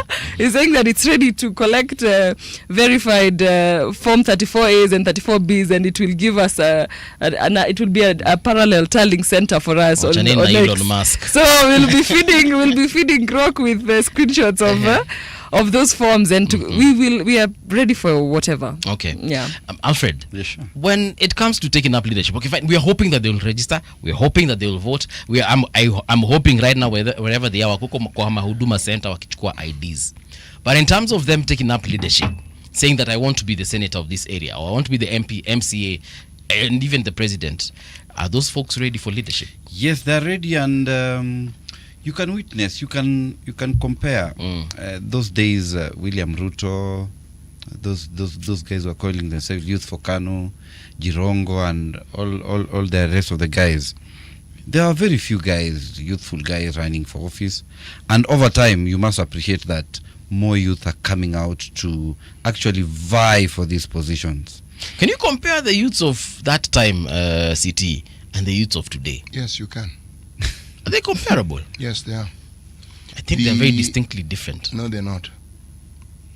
They're not different. The difference is in the times they find themselves in, and the ecosystem within which they function. But the thing that characterizes most youth is the idealism, the energy, their need to not just talk about, but to see change. And historically, if you look at very many of the people who actually gave strength to revolution, it was young people, my friend, it wasn't old people. There were a couple of old crocodiles like myself leading a few things in the background, but the energy behind it. You look at whether you're talking about Castro, that man was 31 years old when he led the revolution. You look at Napoleon, that man was 24 when he won his first battle of Toulon. You can go on and on and on and on and on and on and on. This current president was 30 years old when he first became an MP. We've had MPs in their 20s. There's a guy called Waihenya, if I remember his name, in Nyeri Town. The fellow had just finished Polytechnic. He was elected as an MP. The issue of the youth being elected, that's not an issue. At independence, the majority of the people who we had in government were young. They were not in their 20s, but they were young, with no experience of running the government whatsoever. So this idea of someone is too young, doesn't have the experience, throw that thing out of the window. All these people who have experience, what do they do with that experience? We are in this rightful, delightful, muddy mess with people who claim they have experience. So how is experience helping us? No. People learn on the job. When someone has a political ideology, and that's a question I'm going to ask, and they have an understanding of what they want to do, they will learn as they go along. Running of a country is not taught in any school anywhere. The Kenya School of Government. Believe me, the bricks and mortar of running a government are important for civil servants because they're supposed to be permanent and they're the engine that moves. But the political ideology that is vested in the politicians, now that is the fuel that you see running this whole system. Okay? So that is my question. What political ideology would you say that the youth of this country follow? Because it's what is going to determine whether this change we keep speaking about will actually be of benefit. Even now we have change, it's just that it's not as beneficial as you'd like it to be. But the change we're speaking of is one which genuinely changes the lives of the people of the country for better. Probably we can start with you, Alfred. I think young people are more into accountable leadership. They perfectly understand where this country is right now. They perfectly know the history of this country. They know in the previous administrations we've had challenges and we've had to go to World Bank, IMF and what have you to borrow money to develop our economy. But I think the reason why young people came out on last year is because in as much as we are taxing Kenyans more, we are having SHA, we are having housing levy, we are having other hidden taxes in pay slips and cost of living. I think young people were angry at the way leaders were splashing money in Harambes, the way they were buying shoes worth, I don't know, 150,000 watches. I think they are more into accountable leadership. They would wish that in as much as we are experiencing the challenges we're experiencing right now, we have leaders who are able to take care of the resources and be accountable for the little resources we have in this country. Alfred, you know, the way you framed what you're saying could give the impression that the youth are being frivolous. Let's start with the opulence and the conspicuous consumption was a pain point, yes. But I would venture to suggest that unemployment was a bigger factor. And why unemployment? Because when you study and you go to school, you have hope. When that hope is dashed, and then that's where your point comes in, and you see the manifestation of this conspicuous consumption by leaders who are telling you there are no jobs, there isn't money in the country, and you're asking, what are these people talking about exactly? Unemployment becomes a problem because you expect to do something gainful because you have the energy, you have the will, you're bubbling, there are things you want to do, and you're being hampered. And then the little that you're doing, what you're then seeing is that this government through its taxes want to take that, and you're asking, wait a moment, what on earth do you think you're telling us? Okay? Repeat that again so that we hear you clearly. No, he said, no. we are not going to. Let me explain why I'm asking the idea of the political ideology. It's this. The history that I mentioned is deliberate so that you can see how people begin with idealism and how they morph over time and become the very people they opposed in the beginning. That is always what I focus on. Because we do have examples of people who stuck to what they wanted to do and they ensured that they did it. Okay. If the youth of the country are not united, that is not a bad thing. That is a good thing. It means democracy is working. Okay. But when it comes to the understanding of what they want to achieve, and that's where the ideology comes in, they must have a uniformity of thought. They can't be diverse, not on that front. Because if they are, then I would argue that they're actually not ready for leadership. Angel, over to you. I think that over time, when you talk about 8 million young people did not vote in the last election, I think they didn't see a relationship between someone seated in State House and their education, their kitchen, their living room, their bedroom matters, how it directly affects them. So with time now they are seeing, okay, our sanitary towels are going to be taxed more, so most of us will not be able to afford them. Education is going to become a luxury. It's not going to become a basic right to every young Kenyan. And then that is when they realize, okay, so we've been saying maandamano ni ya wale watu maskini, it is for the poor people, the unemployed, people who don't have their left, who can't tell their left from their right.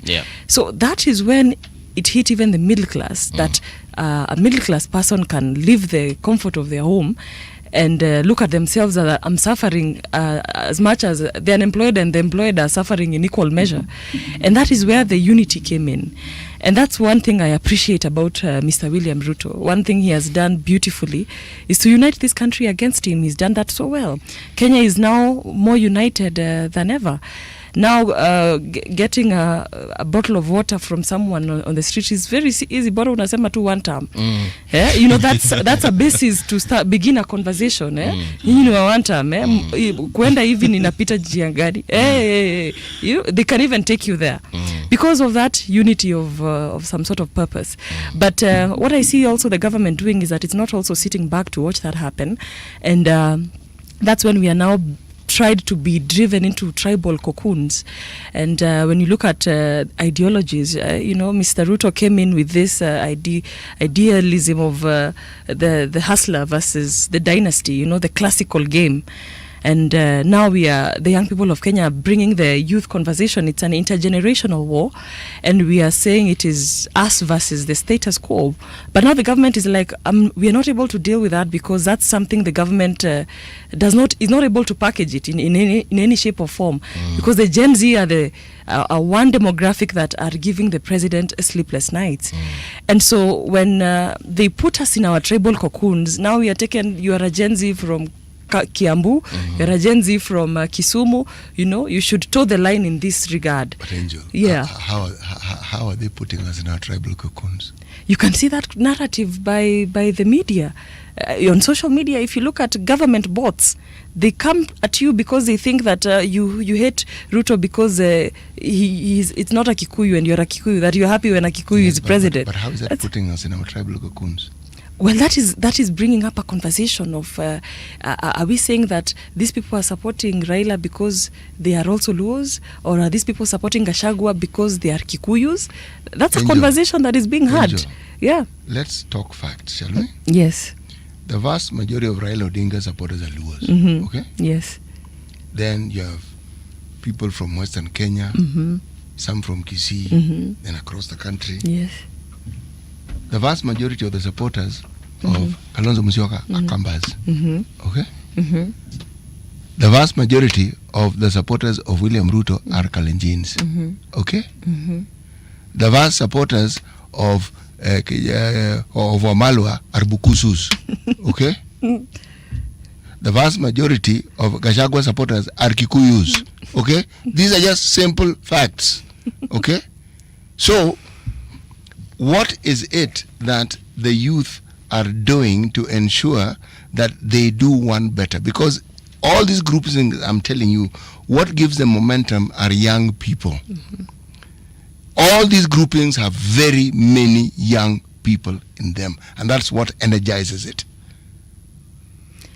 And City, what we are saying, the other name of Gen Z is fighting the status quo. What you've highlighted here has been the politics of Kenya since 1963. And that is why when we went to the streets last year, we said we were leaderless, partyless, tribeless. That was the slogan. Because of how that mindset is, of that Angel Mbuthia's majority of her followers are Kikuyus. That's not true. It's not true at all. Because we are trying to change that narrative, because those cocoons are the ones that have gotten us this far as a nation. Maybe they worked at some time around this country, I don't know when, but now it is not working for us anymore. Actually, this is where I differ. Mm-hmm.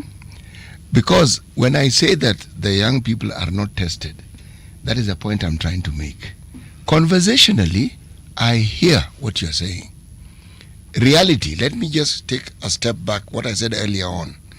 All these formations have young people, and it's those young people who energize them.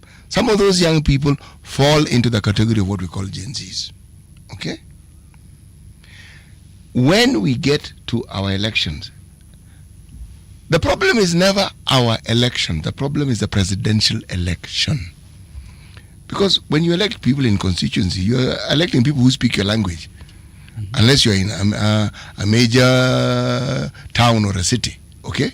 So, the focus on the tribe as being a negative thing is a con. It is not a problem. We do not have a problem with the tribes that we have in this country. A tribe is an identity, full stop. And the peculiarity that we all have is what gives us the diversity that we have, which in itself is a wonderful thing. The maturity of our democracy is based on how we deal with these diversities. And if you look at the way we live, we get along quite fine. Until someone stirs the pot. I've been reminded on many occasions here and elsewhere, I only need to look at how people intermarry, how people live. So the question that I pose to the young people is, what is it that happens when we come to an election?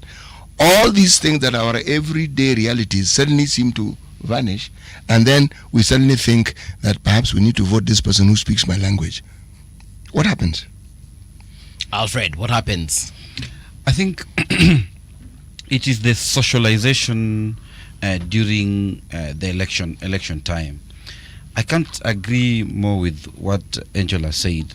I think the young people are bringing new ideologies, new energy in this politics, and I can't agree more with what you've said. We are not tested, but I think we were tested last year. No, you're not.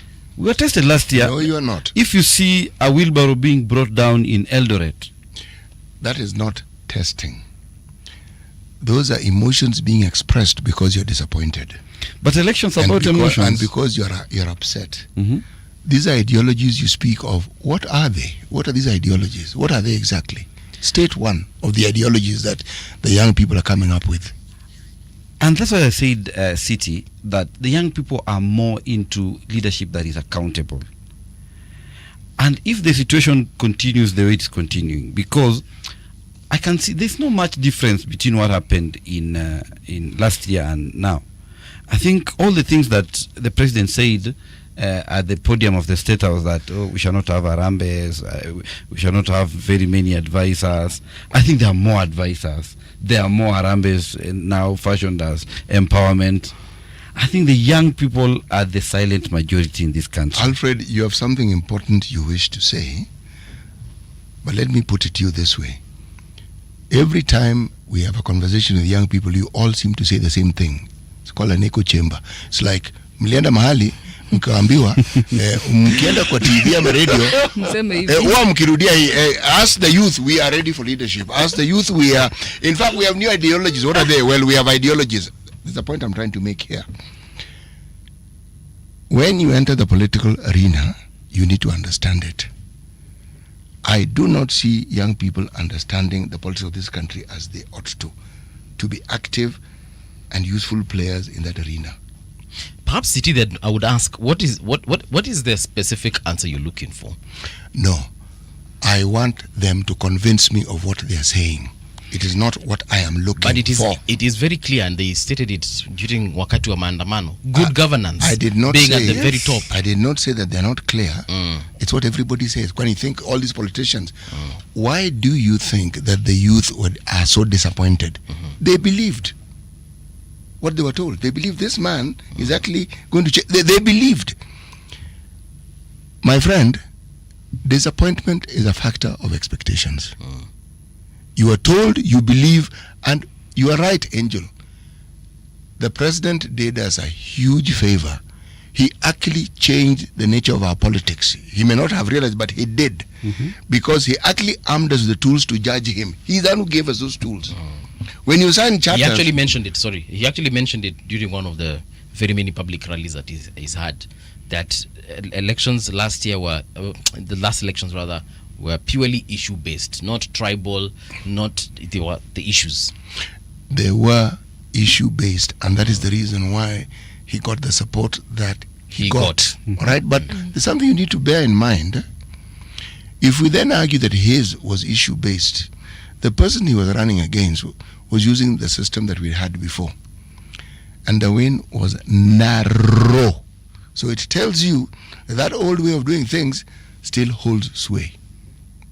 If we just use that as an example, that victory should have been greater if that message had actually sung. It should have been an overwhelming victory. So there's actually no debate.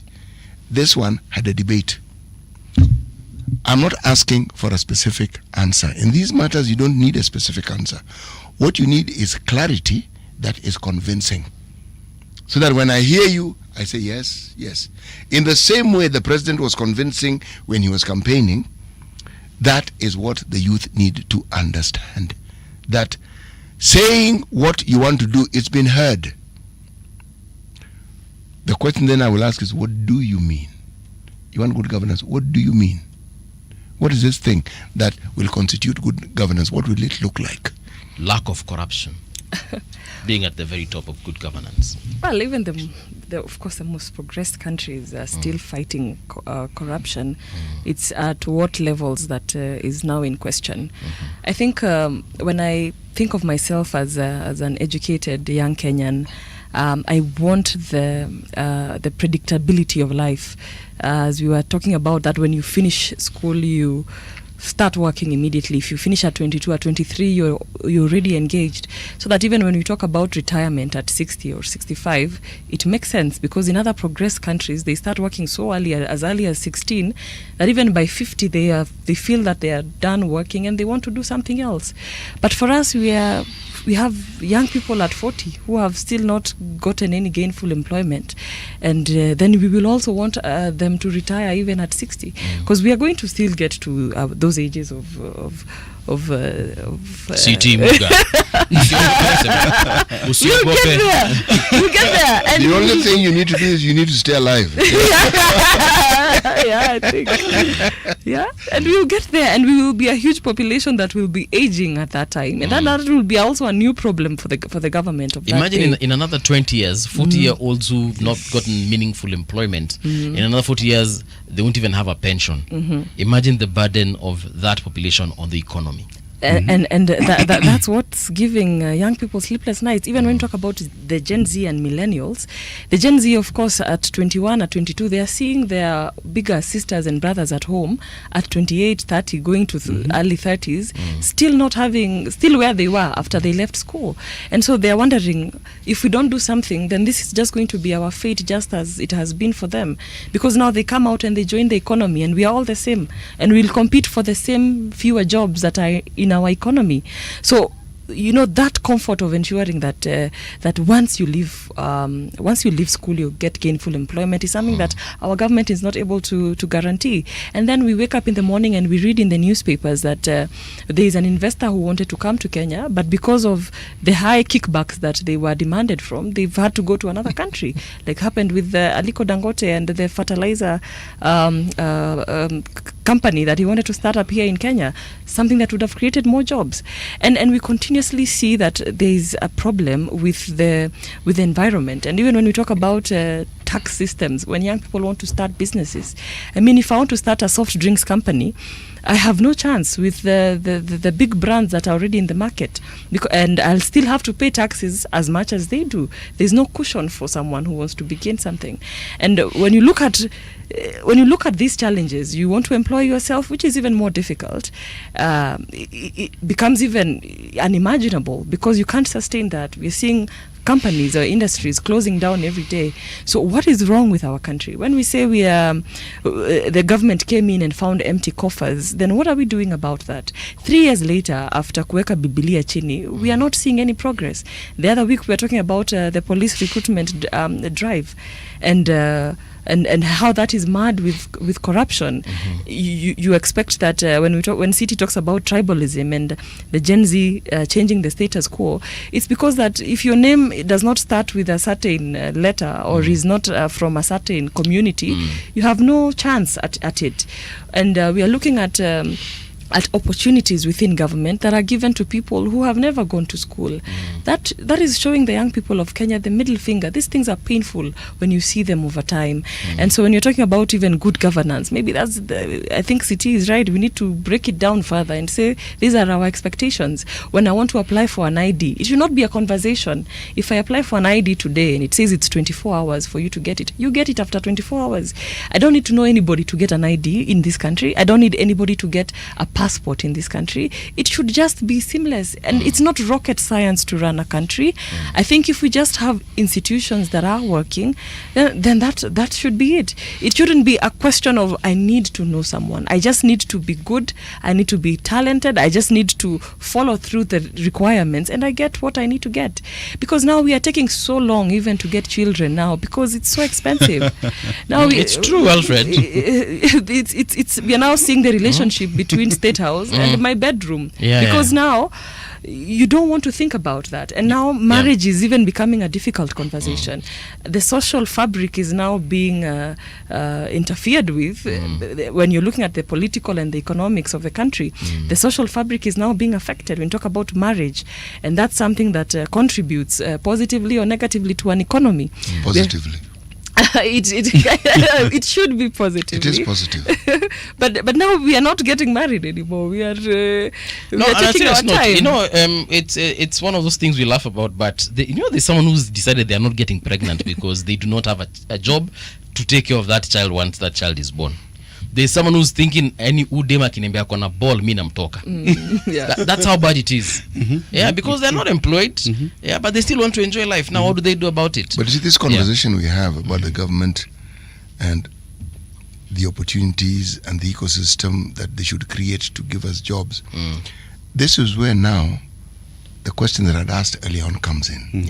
Okay, because what I'm actually asking is, when you are young and you look at the problems that we have, you live in the information age where you can actually gather a lot of knowledge and information about very many things. And you are born with it. We more or less had to break tradition to even figure out how a computer works. Many of you encountered a computer, started relating to it at a very young age. As we're relating to it in our 40s. Okay? My friend, very difficult. Very. It's probably the children who now make it easier for you because you have to ask them. You have to ask them, how does this thing work? What I'm trying to say is this. There has to be an intellectual architecture as to what it is you're trying to build. And then you have to understand what is you're going to populate that building with. The information age enables you to do things that no other age has been able to do, simply because of the knowledge, the width, the breadth, the height, the depth of the knowledge that is available and which you can use to do the things that you actually want. The thing that you shouldn't get caught up in is this tradition that we have as Kenyans to always look for things to complain about. Recognize the problem for what it is, and then start thinking immediately, how exactly do we solve this problem? Because most Kenyans complain incessantly. Well, and then,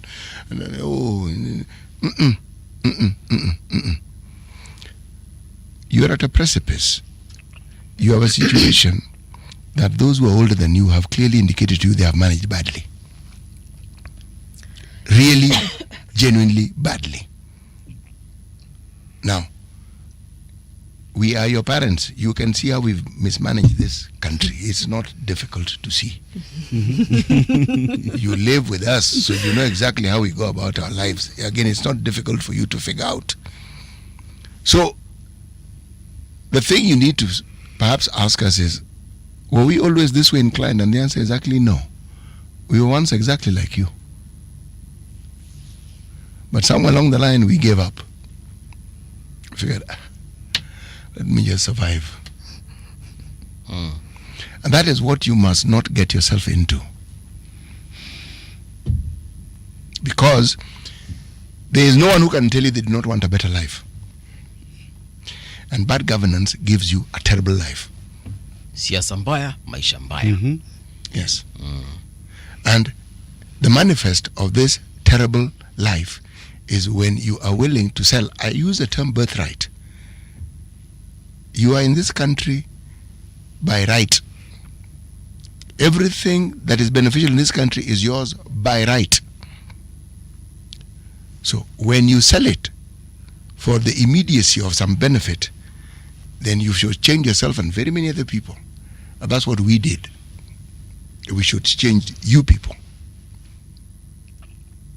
So our example is one you shouldn't follow, really. No, unless you're following the example of what we were before we became what we are. No, I've had several conversations with people from cities era.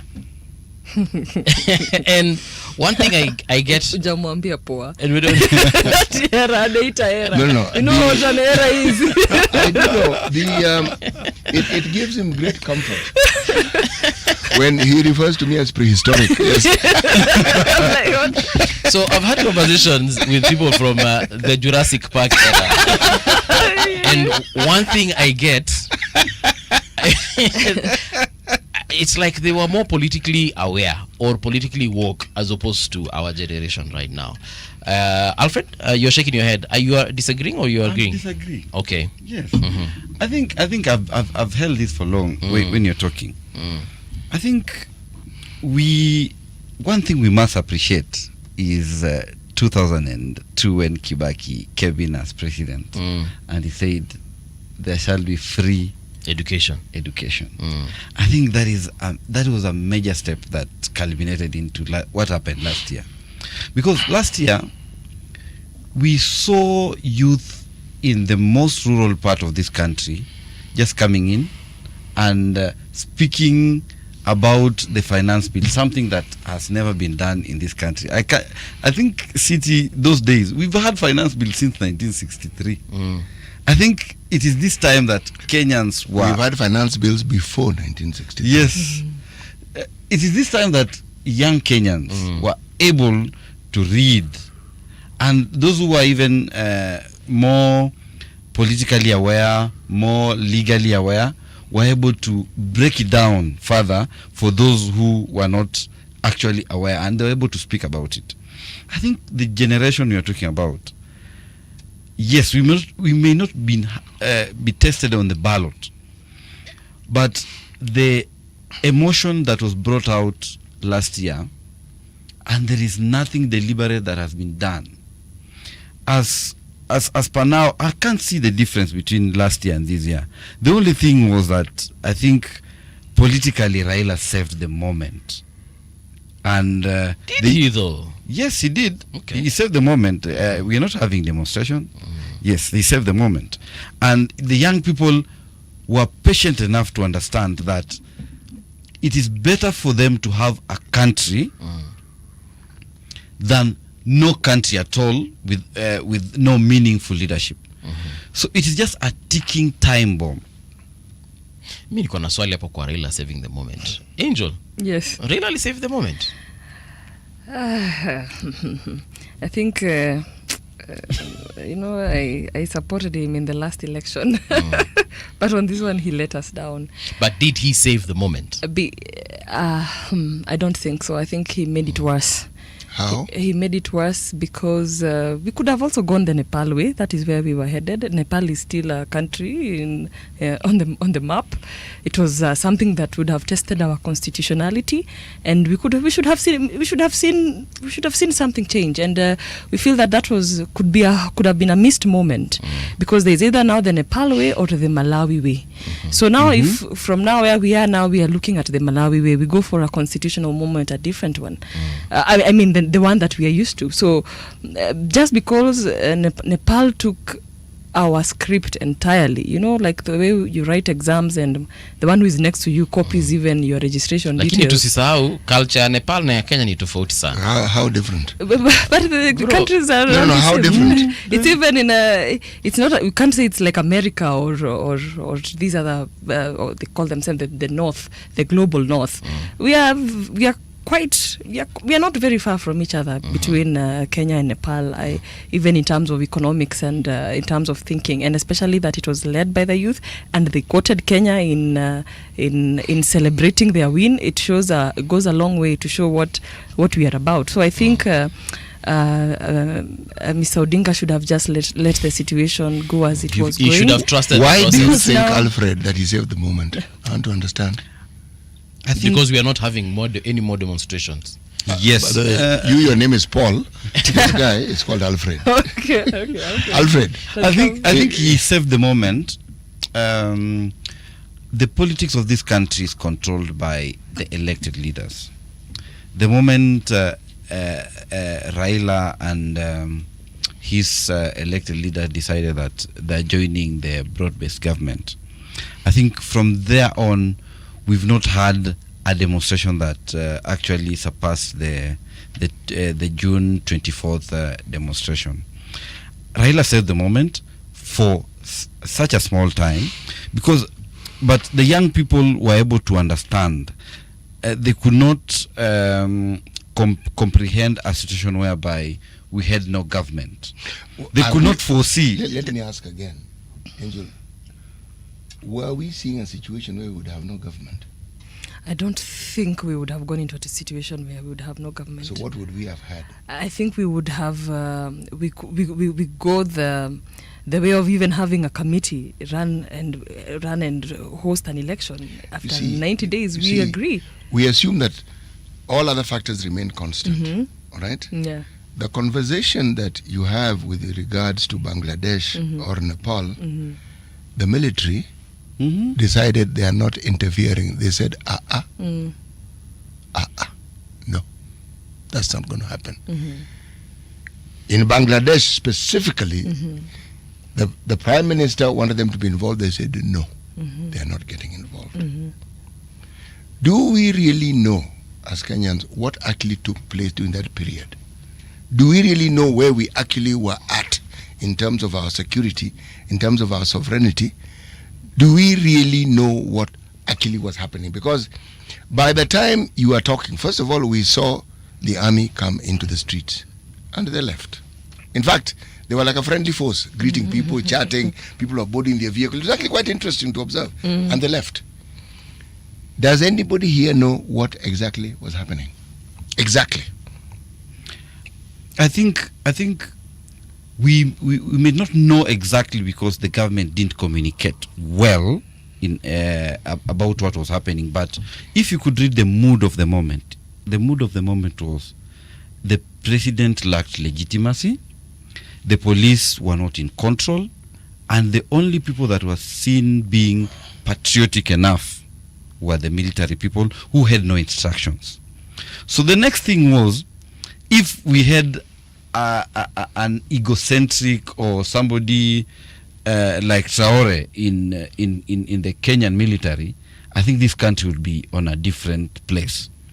And that is where now the Kenyan youth didn't want this country to go, because many of the countries that have gone the military way, some of them they have never recovered. And that is why I agree with Angel. We had to choose between, are we going the military way or are we going the Malawi way? The young people are just waiting. And this juxtapose my point that, is the IBC ready? Because as for me, if right now they could have said that every young person who has an ID is a legitimate voter, I think more turnout would be realized in the next coming election. So the point is, the young people are in last year were at a point that they loved their country so much that they didn't want to destroy it entirely. They wanted just to send a warning, and they sent it. Even right now, if you see certain cabinet secretaries or the president doing some things, and you read the comments, when you see Nepal and you read the comments section of the videos that are being posted, the young people are more than ready to do what the Nepal youth did, but they are not certain of their future in a situation where they would find themselves in a Sudan situation, or in a situation where you're basically saying in a situation whereby the constitution has been suspended. Yes, exactly. You know, Alfred, last year was more momentous than most people even know. I didn't know there was a UN rapporteur for youth until we interviewed that gentleman. And they had come to study this situation in Kenya because it had never been seen anywhere. It had not been seen. They came to understand and say, what? How exactly are these people going about it? That is something we should actually take enormous pride in. That entire movement was hijacked. Anybody who followed it could see they were using peace to push an agenda. That was it, and that's what made it truly, truly powerful. The infiltration brought in the violence, which wasn't there at the very beginning. And if you look at the reaction of the citizenry understood.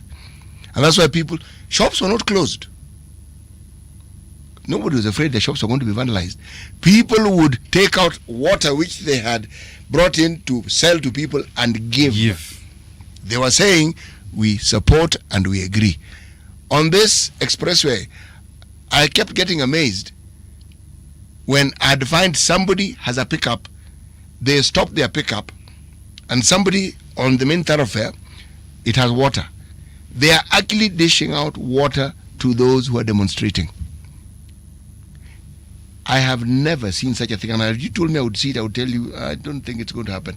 But I saw it, meaning it resonated with the citizenry. There was no vandalism that one heard of those first few days anywhere in the country. The problem arose when the infiltration and then with what we then saw in Parliament. Let me ask the question that I want to ask. Do you really think that the ethos that was witnessed in that demonstration of the 25th of June last year, do the youth still have it? And is that what is the guiding principle within which they actually function? Because if it is, then the change they're talking about, it'll likely be achieved. All right, so 10 seconds each, guys. 40 seconds, sorry, each. We're almost out of time. Yes.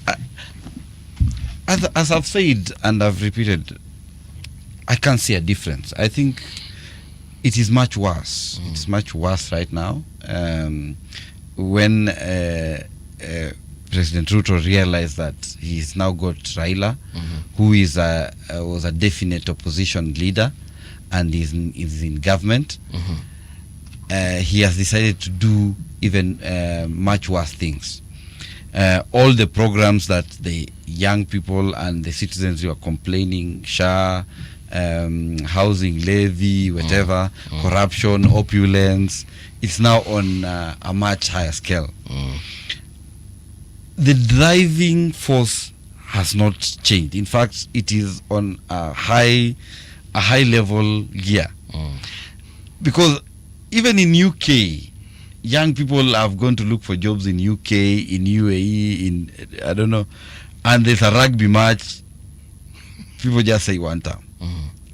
Out of nowhere, there's a match in Nyayo Stadium or Kasarani. People start just chanting one time. I think it is being fueled by the current economic situation. It has not gotten any way better. All right. The promises of housing bringing jobs and digital jobs, people going to Germany to look, the president going to Germany and promising us jobs abroad. I think it is serving a very few numbers. Yeah. The situation is much worse, and the young people are going to express. In fact, they are not going to vote in somebody. They're going to vote out someone. Let's do this. Let's take a short break. We'll listen to the news, Kiasi. Then when we come back, you get your opportunity to answer that particular question. And I have so many other questions also in regards to Jubilee's roadmap towards 2027. Yeah? All right. So, and also we shall be reading some of the comments on our social media spaces. So if you haven't written anything, twende kazi.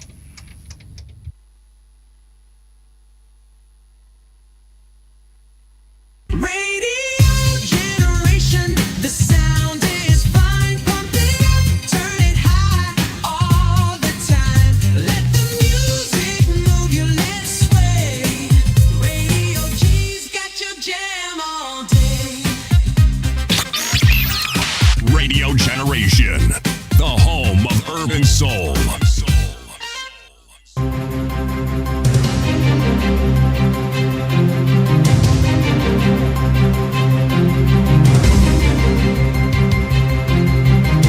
This is the Radio Generation News. Good morning, I'm Winnie Maganga. Interior Cabinet Secretary Kipchumba Murkomen has warned that anyone found desecrating Kenya's national flag or symbols will face legal consequences. He stressed that the law is clear on the matter and offenders will not be spared.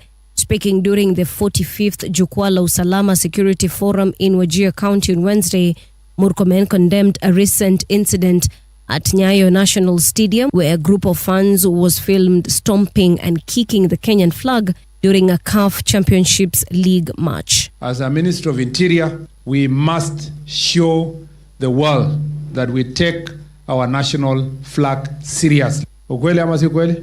Mngetaka watoto wetu wachezee bendera yetu? Ati wanakanyaka ama mnataka wageni wachezee bendera yetu? Ati wanakanyaka na kuchoma na kuchezea. That is a flag that was worn by sweat and blood, and we will not allow anybody to discredit it. We must ensure that this country is living on the right side of the law and our children grow in a nation that patriotism as one value of our constitution.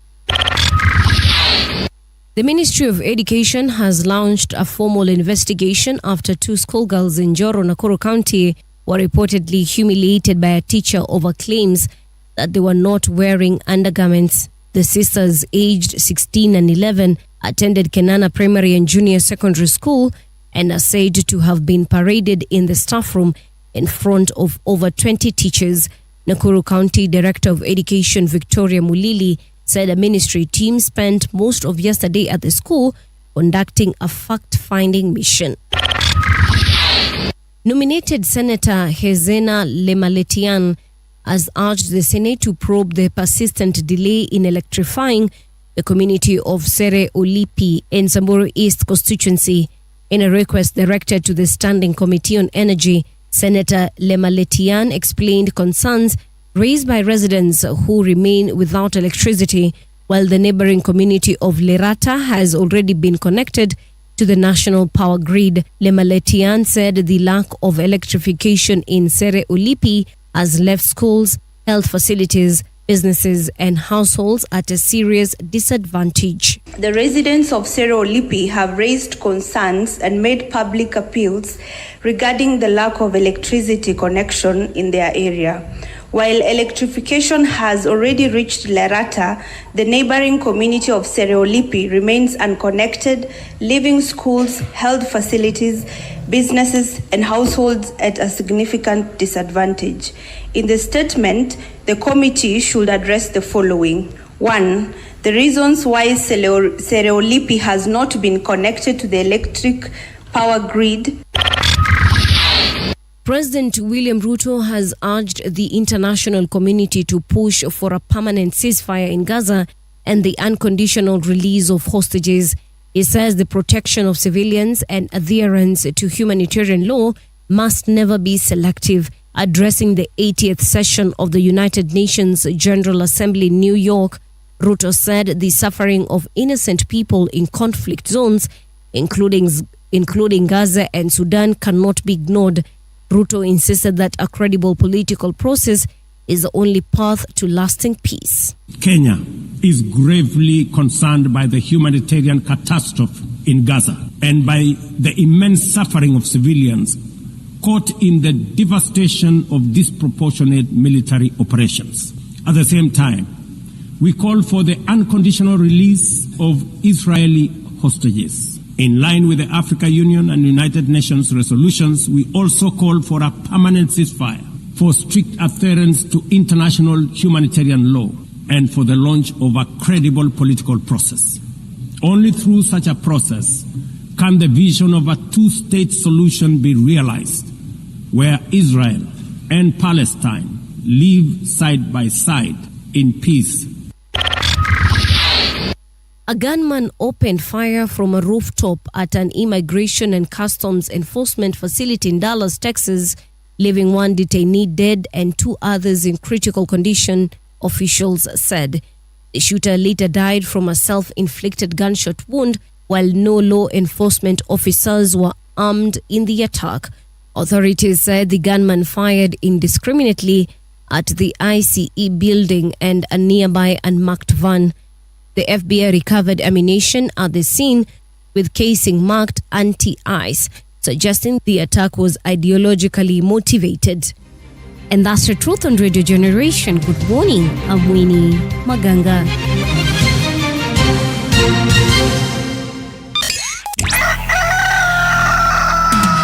In the beginning, there was morning radio. But now there is Radio Generation's The People's Breakfast, curious and bold, getting facts from the shadows. That's what it is. Now, as the city wakes and secrets stir, a bright new voice shines. The People's Breakfast. Your morning, your voice, your journey. Good morning. Good morning, my neighbor. Welcome to the home of hard truths and bold insights, Radio Generation. Yes, indeed. It is 8:07 in the AM. My name is Mungala Mbuvi and this is Radio Generation. You're tuned in to the People's Breakfast. Siti Muga is right here with me, and also we do have 2 other guests. I will be reintroducing them in case you didn't listen to the previous hour. A big shout out to Michael Olande. Good morning, Siti and Mbuvi. Salamu kutoka 1000 Hills, Mwaramutse. Ujamaa kwa Rwanda. Wafula team anasema finally RG is back, bro. We never left. It just depended on the platform that you were tuned in. Ricardo Mariera, good morning, kings and queens. Kitengele locked. Sonnet, hello.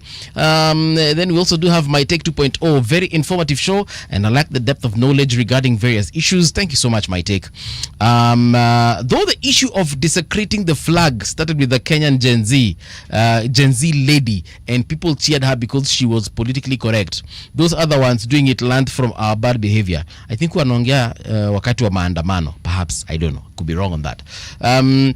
Sonet goes on to say an audit is required to know the exact amount of funds in running government operations. This is a gaping hole. Sonet still, movie, stop condescending. Ruto was part and parcel of the previous admin in an executive position. I keep on saying this, guys. I keep on saying this. Anasema, hell no, I ain't venturing into such farming or the snake farming. Then we have, let me see, any new comment here. Abokas anasema, Tatu City is the recent epitome of governors killing jobs because of sorting foreign investors. Okwa Simiti anasema, I love City. I want to meet him. Just tell me how. City, unakuanga wapi wakati wa kupatikana? Utaambia watu. Then last but not least, let me see any new comment I haven't read here. Carol Nyambura, good morning. Tonio Cheng, good morning. CT and Buvi, watching live from Masinde Muliro in Kakamega. Thanks very much, Tonio Cheng. We thank you for being here with us. Now, there's something also I've received here on my phone, and I this one is directed to our guests in studio. We do have in studio Alfred Makoti, youth leader and political analyst. We also do have Angel Mbuthia, National Chairperson, Jubilee Youth League. Kuna mtu ameuliza kama uko na namba ya Uhuru, kama ambia uko nayo. But there's a question here. When the young people don't get opportunities in government, why don't they try the private sector? Yeah, so that's a question that probably we shall start with.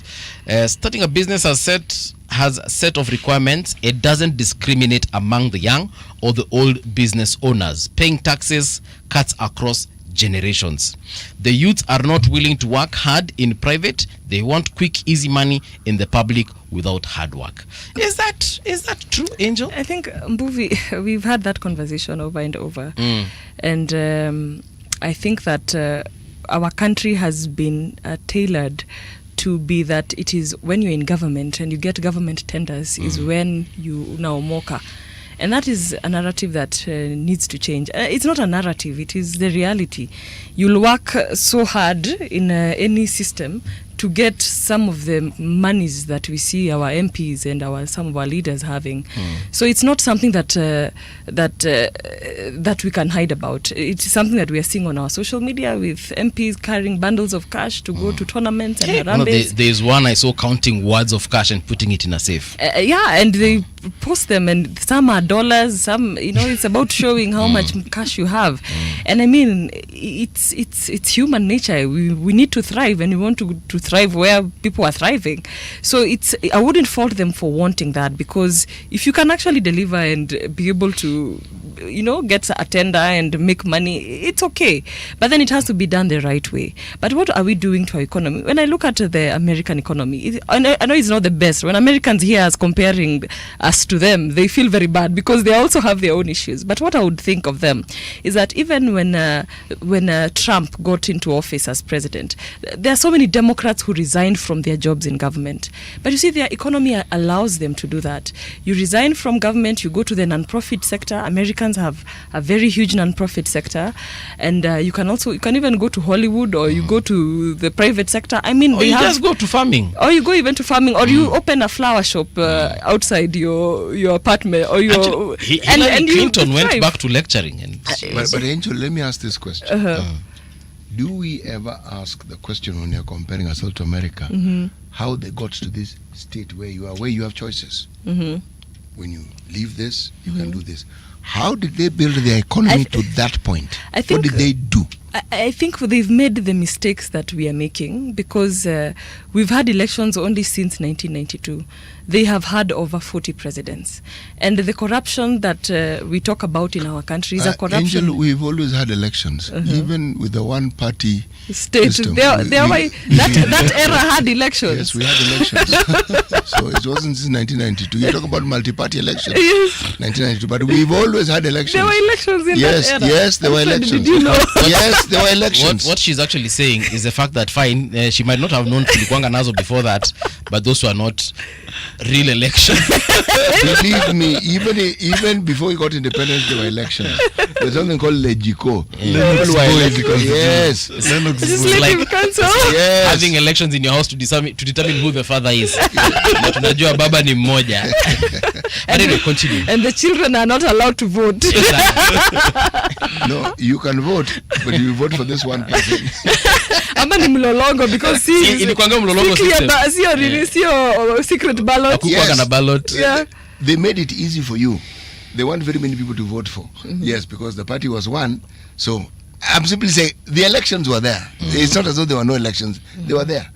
It was Jomo Kenyatta kept being elected.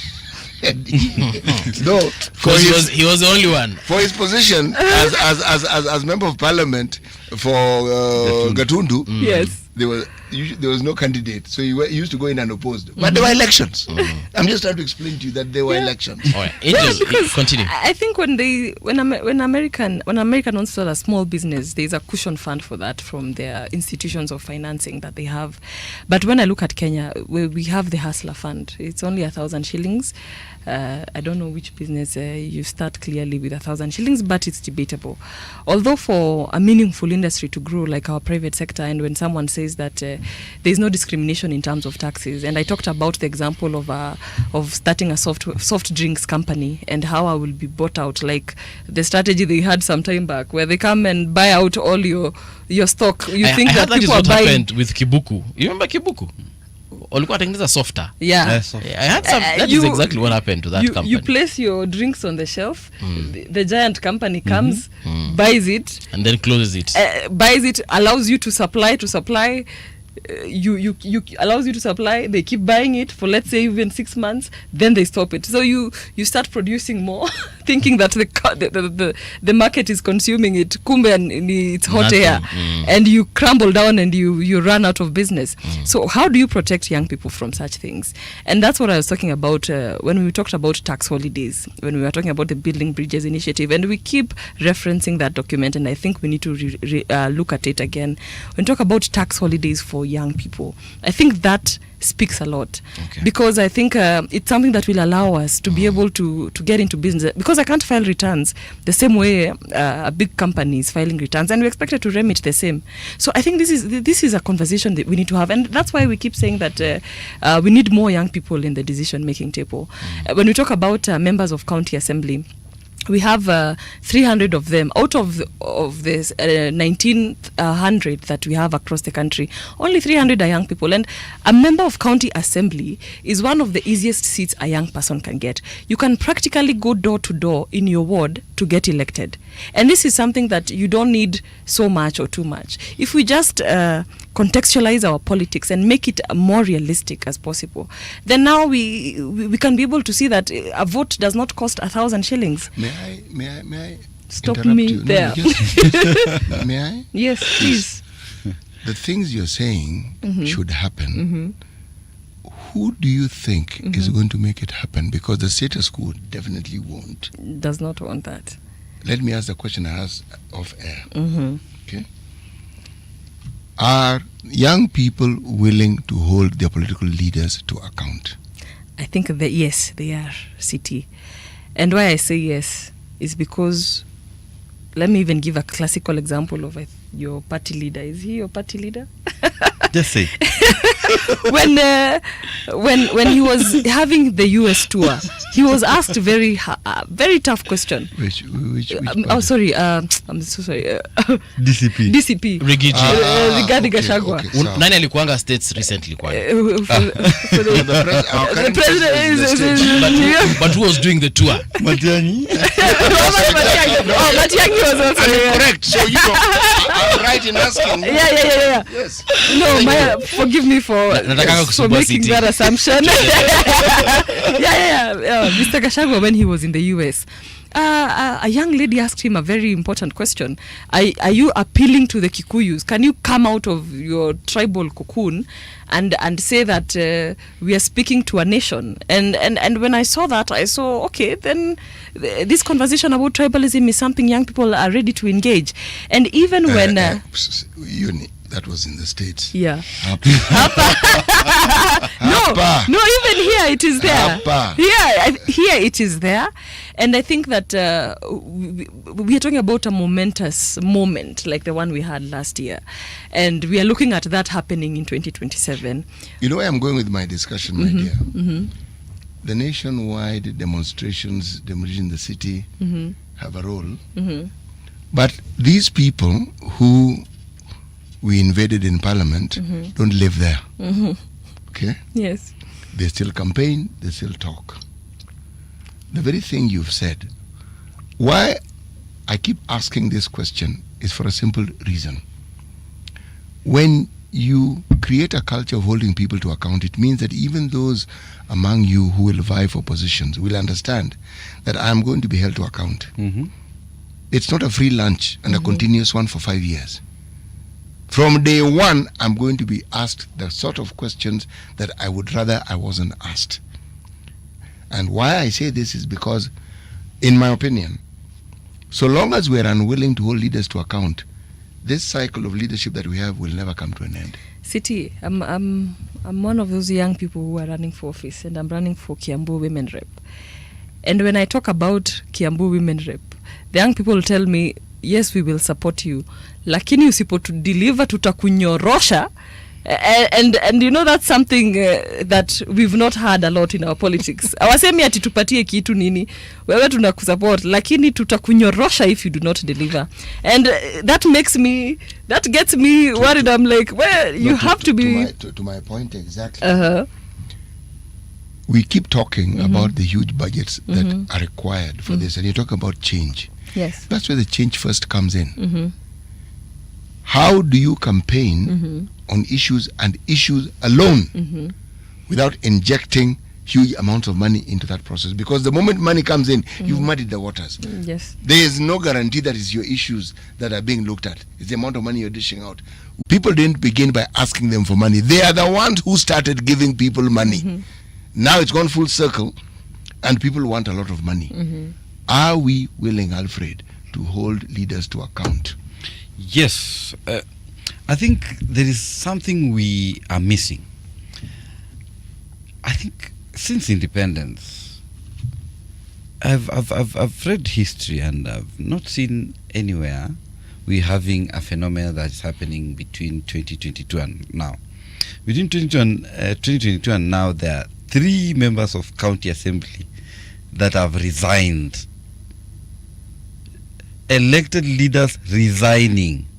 It is something that was unheard of in those Kanu era, snack era, and I think there's something boiling up, and the next generation of leaders, I think we are going to have a member of parliament resigning.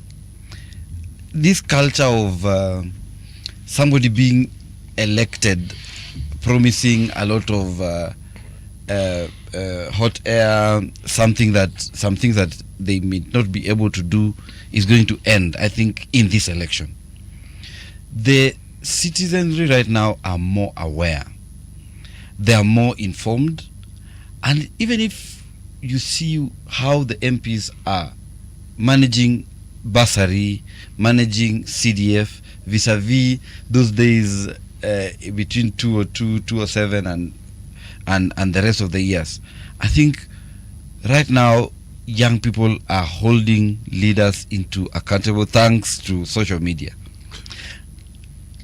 When you say you've constructed a classroom and you've used 3 million, somebody's able to take a photo and post it and actually ask, is this worth the amount this guy is telling us? When you're posting a list of people who are receiving bursaries, I don't know, Kenyatta University, they're able to verify, is this person in Nairobi University? I think we are having a growing population of people who are going to hold their leaders accountable. It is a process. They're politically woke right now. Yes. Even when you see, and that is why in this government, we've not been able to really mention corruption by name. In the other government, we had Goldenberg and Glosley Singh. They were just stealing. But in this government, people are starting to steal in a clever way. We're able to see them stealing. Sorry, in which government? This one. They're stealing how? In a clever way. Hey. We're able to know they are stealing because you cannot imagine an MP or a cabinet secretary who is earning 1 million shillings or 800,000 is having a shirt worth 200,000. That is stealing. Have we ever had a government where this public display of opulence is more than this particular government? No, we've not. We've never had it. We've never had it. People would do what you're saying they do, but they would pretend they don't. And they would more or less, their lifestyle reflected what they're supposed to earn officially. So whatever money they had was quiet. This one, it's in your face. So surely. To do? Yes. You see, the reason why I keep asking this question, if you don't have a culture of holding leaders to account, even when you have the youthful leaders, that culture will follow you. I think he brings up a very interesting concept of resigning. It's only in Kenya where people don't resign, and I think that's something that we do badly. If you are found with a scandal in any country, even if it is just an allegation that has not even been confirmed, someone steps aside. Look at the DIG Lagat. Did not resign, and someone died in custody because of it. How do we, resigning is also a way of showing that I can step aside for other things to happen, and I think that's a culture we need to embrace in our country. Angela, democracy relies on a pact that we all have as citizens to be subservient to the law. In the absence of that, there is no democracy. We have to agree that this is what a democracy means, and that people who have embraced it do exactly what you're saying. They realize this one, it's best I remove myself from this position. But please remember, we had 2 indictees of the ICC. 2. They were indictees. It was not alleged. They had a case to answer. If we were to follow just our chapter 6, they should never have stood for. They stood, they won. All right? In my opinion, we opened the floodgates. Someone shoots someone. It's not as though we allege. They shoot. They're still members of parliament. Yes, as we speak. Someone is convicted of grand corruption. Convicted. Goes to jail. Set on appeal. The case has not been overturned by a higher court. They're in parliament. So, we set the stage for impunity nicely. Then in the previous government, a court raises an edict and says, this is our position. The president ignores it. We are entrenching it. So we see the very things that we saw where the contract that we have as a democracy was being broken before our very eyes. And I'm saying this has to be reclaimed, where when the law says this, it says there's no excuse that this is our person. It doesn't matter. Your person is guilty and your person is a thief or your person is a murderer. That's what they are. And the law is this. Okay? Your party leader, who actually can't be a party leader because he is actually impeached. Okay? I am not picking on him. No. He is impeached until some process unimpeaches him, as if you actually can't unimpeach. But should such a thing occur, okay, this thing which I'm saying can't happen, then he can be. But in his current position, he actually can't hold any public office. He's not holding one, but let's say he's taking the position of a spiritual leader, where you don't really need an office, but you're moving the spirit of the party is down. You're moving. We have accepted the culture that when it comes to the pursuant of certain political offices, then the rule of law doesn't apply. That's exactly what we have entrenched. So how do the youth deal with this reality? Because when you say there is a demonstration and the demonstration is about your rights, and then you see young people going to vandalize other people's properties, because it's young people. Old people don't have the energy to go around vandalizing properties. No, we don't have the energy to do that.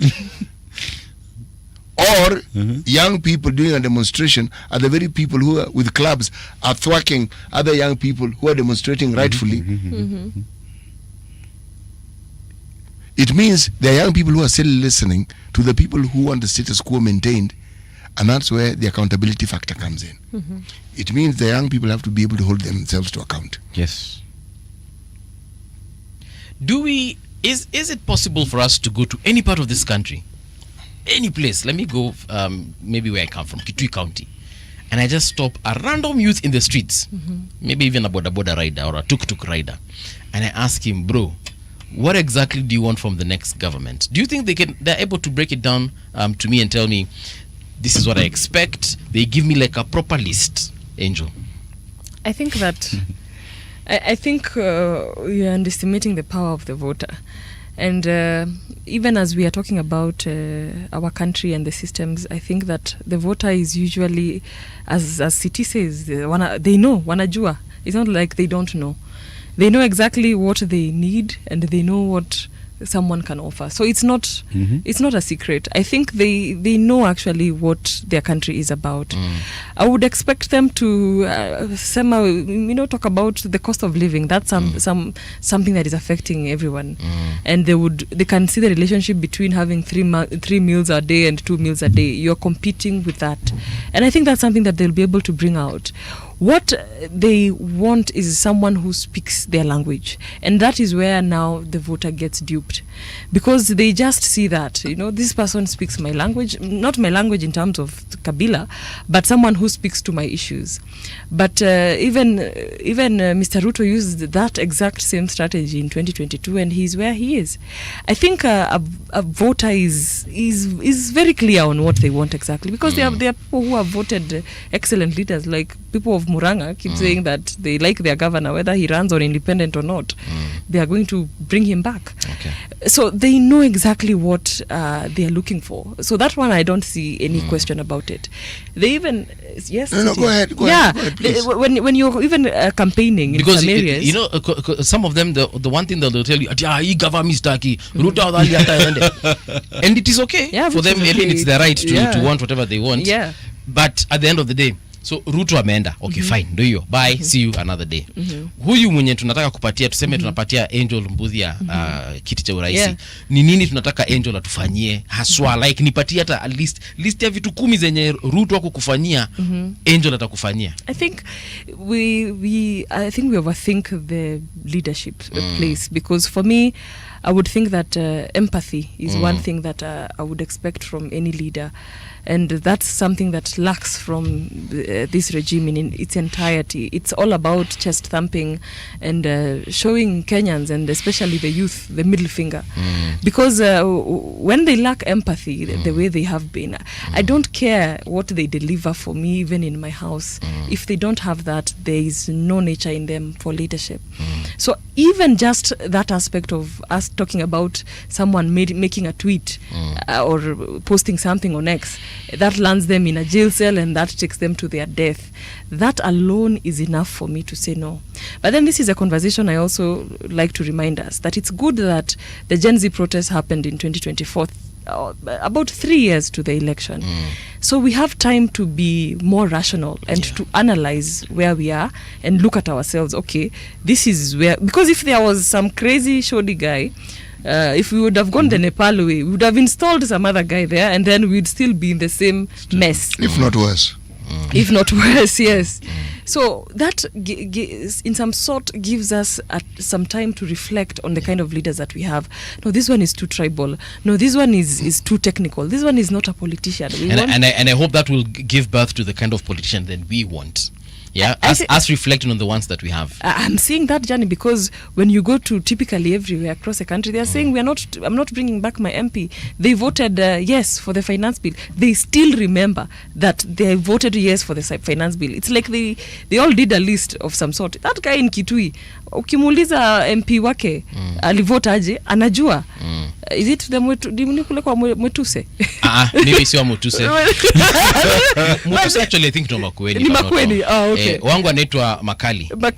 You ask him to nduthi hapo kwa stage. No, Makali voted. Kama alivote yes, ama alivote no. They know. But anyway, I'm not here to campaign for Makali. But the reason Makoti have asked that question is this, if people keep on calling President Ruto a liar, again, it's their right to call him whatever they want to call him. But if we do not know exactly what we want in the next leader, then we'll just vote in the next liar. Yeah. So right now we don't want Ruto, fine. Amefanya hivi, Gen Z wamekufa, economy is employment, and it's okay. So tunataka kumtoa, fine. And then now here we have another option called Makotsi, and Makotsi is even a bigger liar than the one that we've just gotten rid of.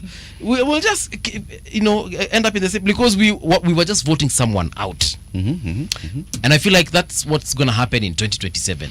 People are going to be voting someone out in the name of probably President Ruto. But will they be actually voting in someone of of the caliber that they expect, someone who will actually provide those jobs they're looking for. Ama they're just going to vote for the biggest mouth that had the biggest megaphone saying Ruto must go. You see, if that is the case, because I'm seeing a lot of that in the opposition right now, including your party leader. That is the biggest message he's passing right now. But if you vote for him, are we actually gonna get those things that we are asking for? Unfortunately, I think it's not only in Kenya. It is I think it is the psychology of I compare so much our politics and the politics in the region, Uganda, Tanzania, what is happening, what will happen in Uganda in the coming days, what is happening in Tanzania, in the US. Most of the time, when the voter is at the polling booth, they're not actually voting in somebody. They're voting out. If I was in the US recently, and most of the time, when they vote, they really don't vote in.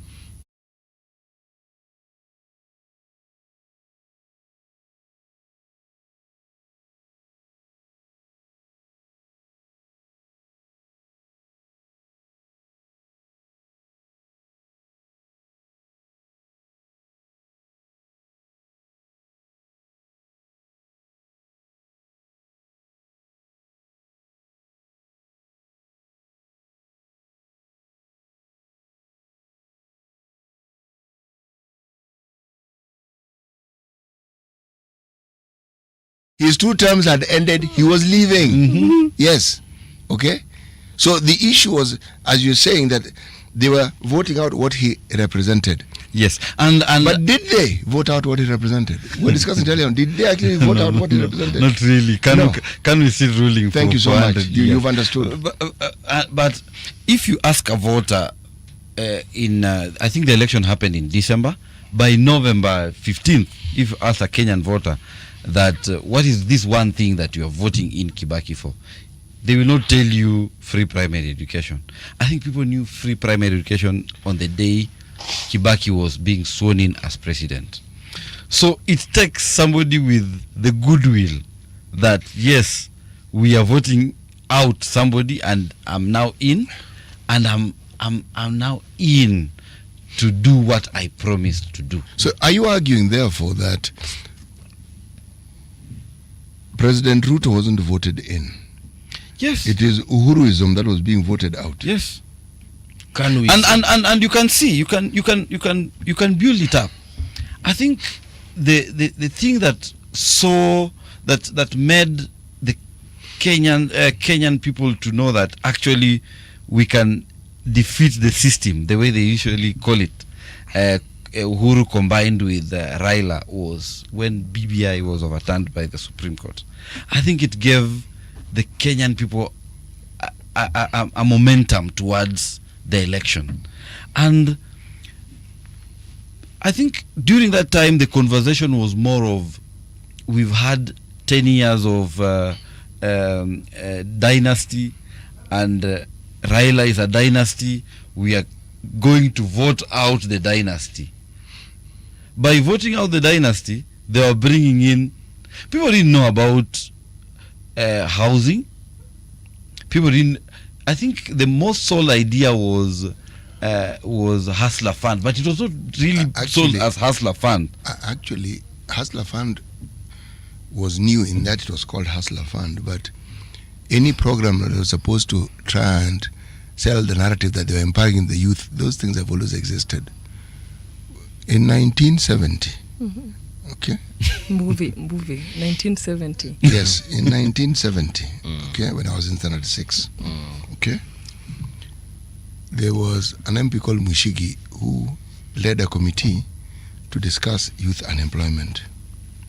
Among the things they came up with, it was a raft of things. This thing was brought to our attention by Nderitu Muredi, the former governor of Laikipia when he was here. He's now the chairman of KRA. And he brought this to our attention and even sent us that report, so we read it. unemployment and the solutions that could possibly help alleviate it, one of them was housing. National Housing Corporation has existed for the longest time in this country. These estates that we call estates, that you know of, they were built Jericho, Jerusalem, Makongeni, this one. They were built by government. The last major project that we all know of was probably what's this place called? Buruburu. Okay? But low-cost housing has been something the government did for the longest time until the World Bank intervened in the Moi era to tell us we can't do such things. You can't give people houses. You can't do all these sort of things. Yes. Now, the idea of housing was there even before President Uhuru came in. There have always been people who sought private-public partnerships to build houses. Some low-cost, some not. It isn't new. It's just that it was hyped. Yes, it was hyped. And something that perhaps a generation had not seen was such things happening all over the country that had not been seen. But any major town in this country has estates. Housing. Who do you think built those estates? They are called national housing. Yes, exactly. Who do you think built those things? So I'm simply saying, when you politicize something and hype it, sometimes the good that it's supposed to do is even lost because of the politicization of it. There is a certain politics that our political wannabes and leaders have, which essentially is one of survival. Survival in this sense. You are not actually seeking to better the lives of the people who you want to vote for you. You actually just want the job. And this is something that people must be aware of. Now, the issue of track record cannot be ignored. There are people whom we have seen have the mindset. Track record is represented by the mindset that a person has in the way they go about doing things. You can see this person understands. We keep talking of Kibaki. He understood it. He understood. He knew exactly what to move. He did something that no one has ever done. In his first year, all development projects came to a halt. He said, let's try and see if we can finish the ones which were started. Nothing new. That's when he came up with a new taxation system, the ERT and all that, and they started collecting. Now, what am I trying to say? I'm trying to say that it is not difficult to tell what somebody can actually do. But if they're not held to account, it's very easy for them to go astray. Exactly. This is really my point. But City, we are so worried about electing incompetent people, and that should be a worry as it is. But it can't be the reason why we are not able to make decisions. Because when you talk about if we remove Ruto and we put another bigger liar than him, I think our country is based on the separation of powers, where we also have parliament. And the reason why we have the problem that we have, that we are not able to take out Ruto, constitutionally we are supposed to go through parliament. But when we are not even remembering parliament, because we know parliament is in someone's pocket. Compromised. Yeah, it's compromised. So these are some of the processes that we have that allow us to be able to change anyone that we feel we are not comfortable with. We don't have to wait for 5 years. But now, those are the places young people must occupy, because when the person you elected to parliament, if they are told, if a bill is read on their behalf and they pass it, and they take some 100,000 shillings in the toilet or 10,000 shillings, then that is where we lose it, because you should be able to recall a member of parliament. You should be, and we saw what IBC did with the proposal for Esa Passaris. That is absolutely showing that our country's institutions are not working. Because you're saying that it's not possible to recall a member of parliament. So what did we say? There's no legal framework. What are we telling each other? When we're talking about accountability, it needs to come from the process. When you're talking about members of county assembly. This process was sabotaged immediately after promulgation. The Transition Authority had 3 years. The CIC, the Commission on the Implementation of the Constitution, 5 years. You tell me, transition from that old system to this new one. 3 years. What will you do in 3 years? They're given 5.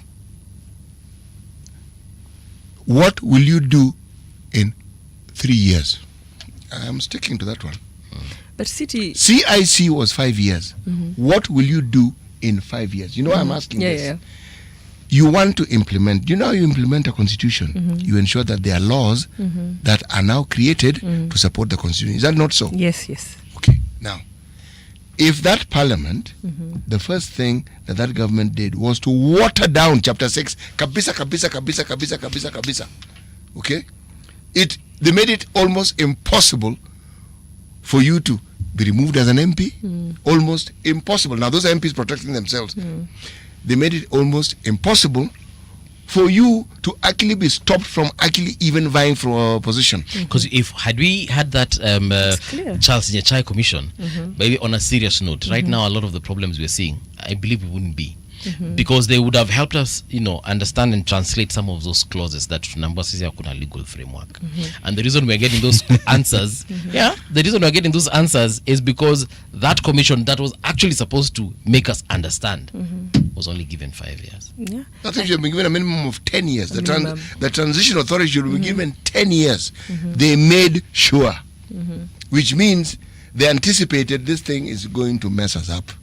We have a game plan, and the referee and the linesman, we need to make sure that we're not making this thing 45 minutes. This one is 25 minutes.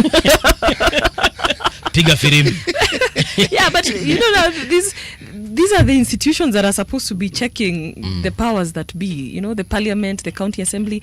Even when you're saying that when you're running for office, you're not looking to change the lives of those people, you're looking for the job. And we need to empower some of these institutions. Like I strongly believe the members of county assembly need more to be able to serve their community, because they're not able to do as much as I think they would. How many MCAs have you met and talked to? Some of the most clueless individuals you can actually ever come across. Somebody may even have the education, they may even have the technical know-how, but the focus is not on utilizing that know-how. I'm calling them clueless because there's very little they do to enhance the lives of those who elect them. Very little. And when you ask, they said, we don't have a CDF and you're thinking, National Assembly. You are a law-making body, not one of accounting for funds.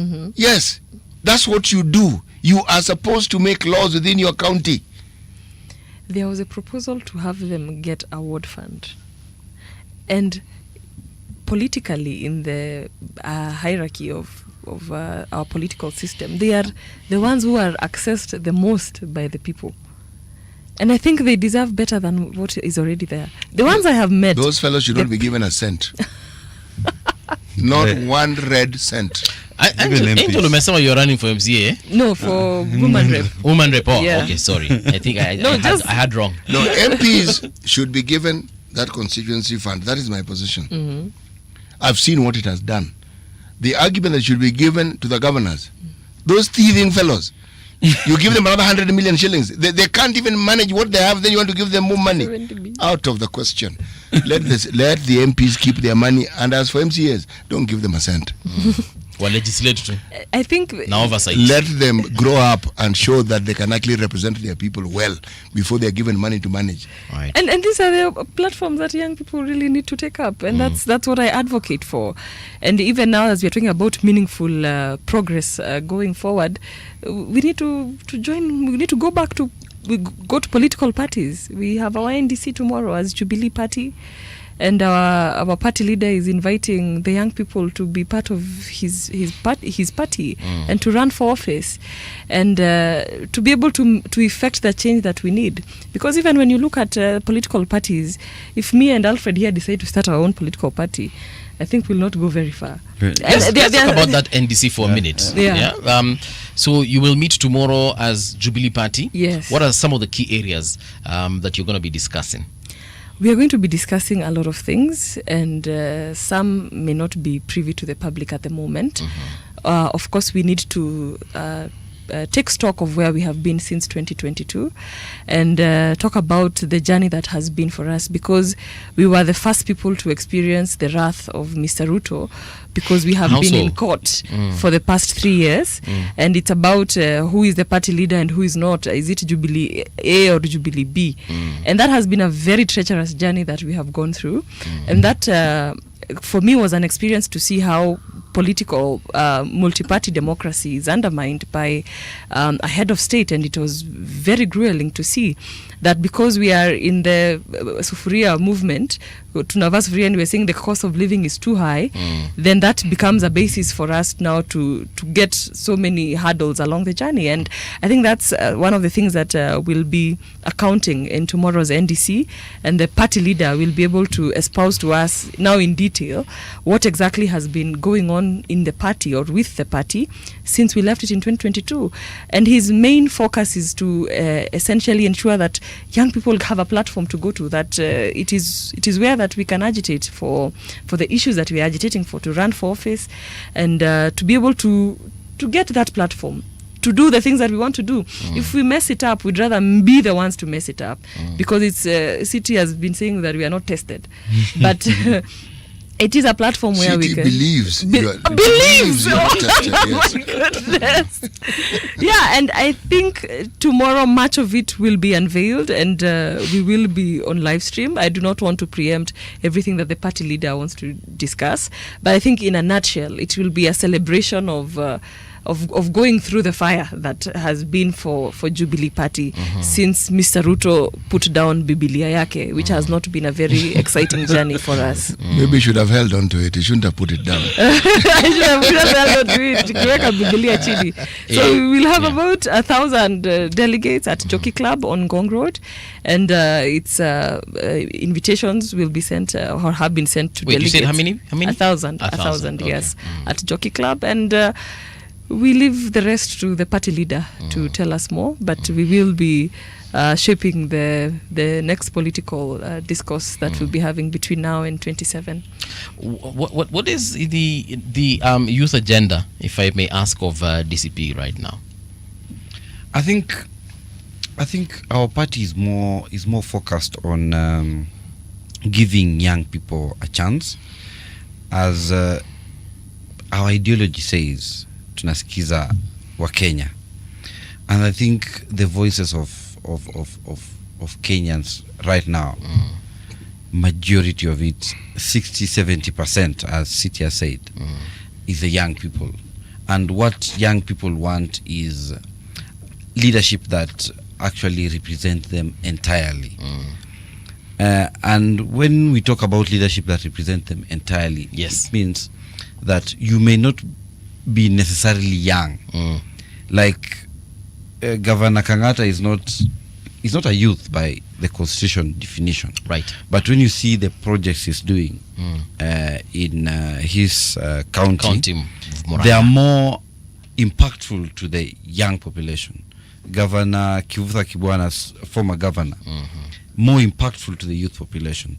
So we are more into giving young people a chance to vie for political office. At the same time, in cases where we do not have young people, but because at this moment I can't picture any young person who is going to have an impact in the presidential race.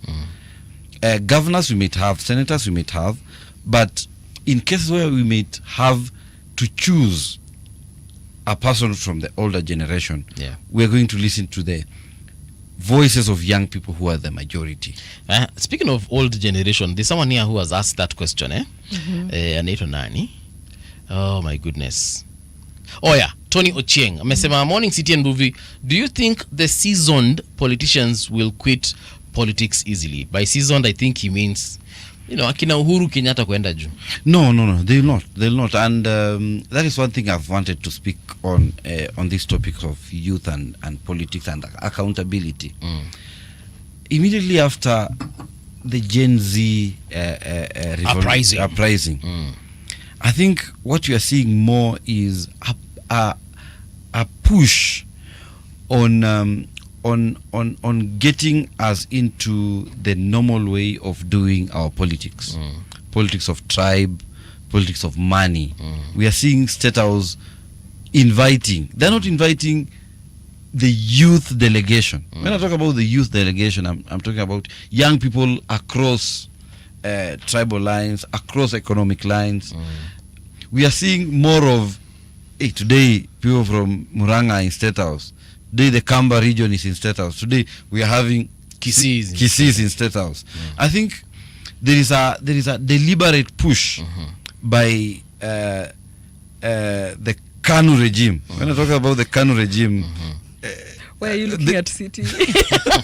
Because he experienced it. I think City is not City was in KANU. He's not seeing anything strange. No, I was never a member of KANU. On a serious note, City is not seeing anything strange in people streaming, because that is the Moi way of Moi. That's how Moi used to do his politics. He used to invite teachers, delegations after delegations, and the older generation of politicians are more into flashing money. That's why I'm seeing everybody going into empowerment meetings. Actually, that is actually not true. Jomo Kenyatta did not give anybody a cent. Kibaki, the same. Those are old. Yes, Moi gave. Okay.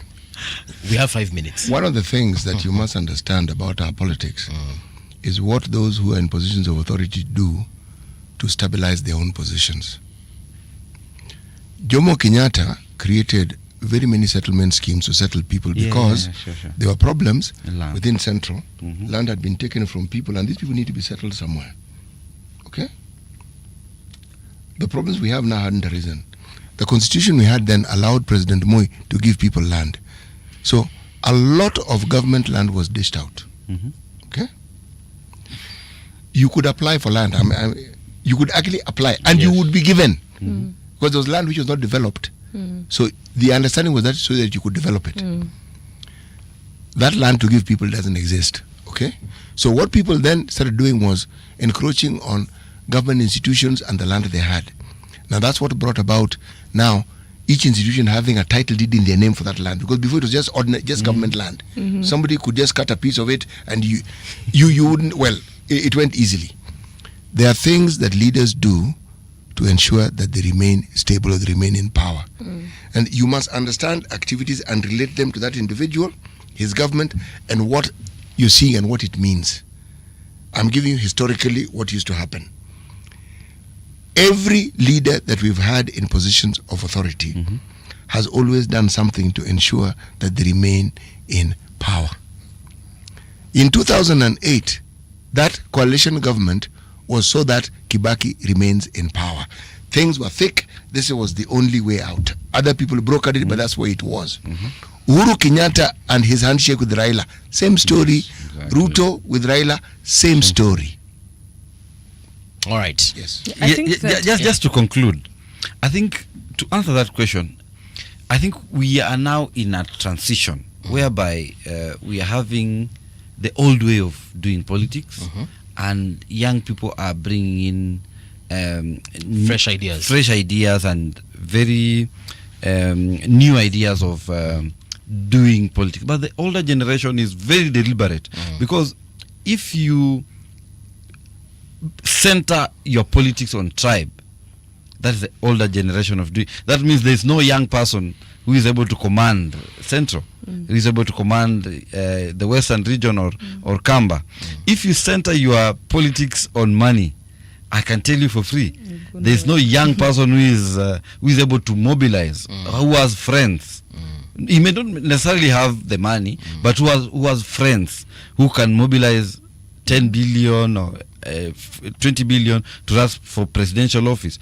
So I think the older generation is fighting back, but the hope that we have is that the fresh ideas, like look at what happened last year.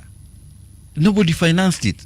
At one point Ruto is saying Ford Foundation. At one point, he's accusing, I don't know which powers, but actually the young people just came out. Okay. And that is now what is going to happen.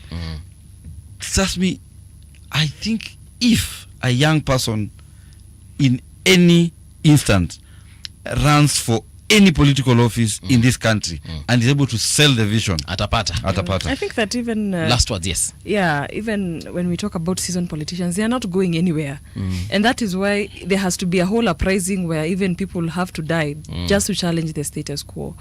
And my problem comes when we segregate the youth. You know, we want the youth to be dealt as a constituency on its own.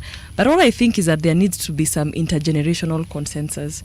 I think we need to understand that we need to come to a point where we have a synthesis where we can work together to move forward, because we are not going to do away with the experienced, and we also leave out the fresh ideas at the same time. I think those two make a powerful combination.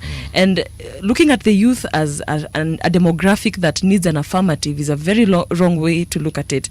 Like you need a youth fund, youth youth issues must be mainstreamed in everything that we are doing. There has to be an intergenerational consensus for us to be able to build a country in the first place. Like when Mr. Kenyatta says, come to my party, run for office with Jubilee Party, he's offering us something that I'm not able to create at this time, but I can go there and run for office. The same for these other places where young people feel that they're comfortable and that their ideals resonate. I think it should be more of an intergenerational consensus, where we appreciate the seasonedness of the seasoned and the freshness of the youth ideas. Thank you so much, and Angel Mbuthia. Thank you so much, Eric Makoti. Alfred, sorry. I wish you all the best as far as your NDC is concerned. Thank you. And wacha tuone kenye DCP mtatuletea, si ndio? All right, so this is where we come to a stop. Big shout out to Eric from Fresh. I'll check out your comments later on, guys, so keep on sending them. Right now though, here is the news with Winnie Maganga. The sound is fine, pump it up, turn it high all the time. Let the music move you, let's sway. Radio G's got your jam all day. Radio Generation, the home of urban soul.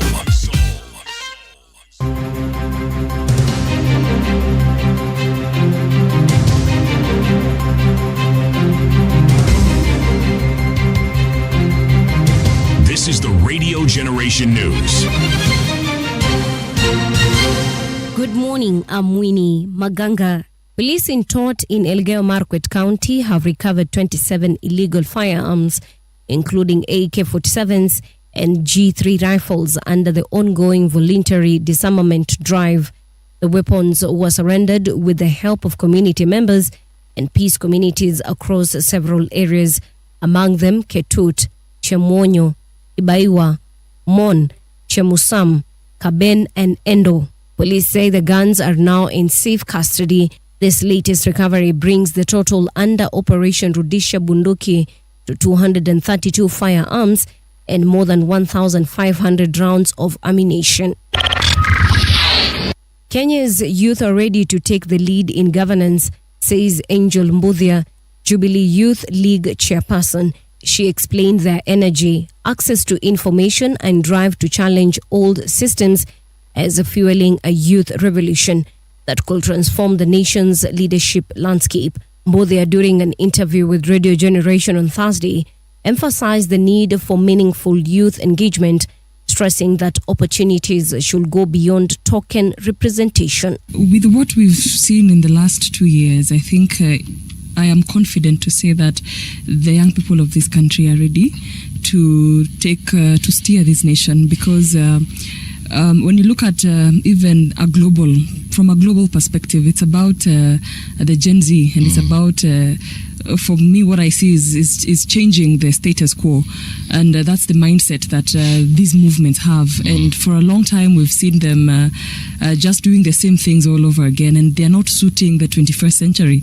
Now we're in the era of artificial intelligence, so industrial revolutions, the agrarian revolutions, the digital revolution. I think this one is going to go much more faster. This is a youth revolution. Yeah, so it's combined with that energy, and I see it's quite easier to access information now more than ever. And I think this is a conversation that we need to be having. Africa will no longer accept being sidelined in key global decisions that directly shape its destiny, says President William Ruto. Speaking during the General Assembly debate in New York on Wednesday evening, Ruto faulted the current global order, particularly the way the UN Security Council operates, describing it as unjust and outdated. He stressed that Africa's absence from permanent membership of the Security Council undermines the credibility of the UN, warning that reforms are essential if the organization is to remain relevant. Africa dominates most of the Security Council agenda, provides some of the largest contingents of UN peacekeeping forces, and bears the heaviest costs of instability.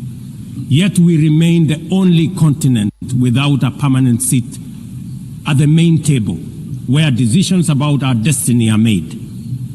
Africa deserves, ladies and gentlemen, at the very least, 2 permanent seats with full rights, including the right to veto, and 2 additional non-permanent seats on the United Nations Security Council. The family of Simon Warui, who died while in custody at Mombasa's Central Police Station, is contesting official post-mortem findings that attributed his death to cardiorespiratory collapse caused by a broken neck.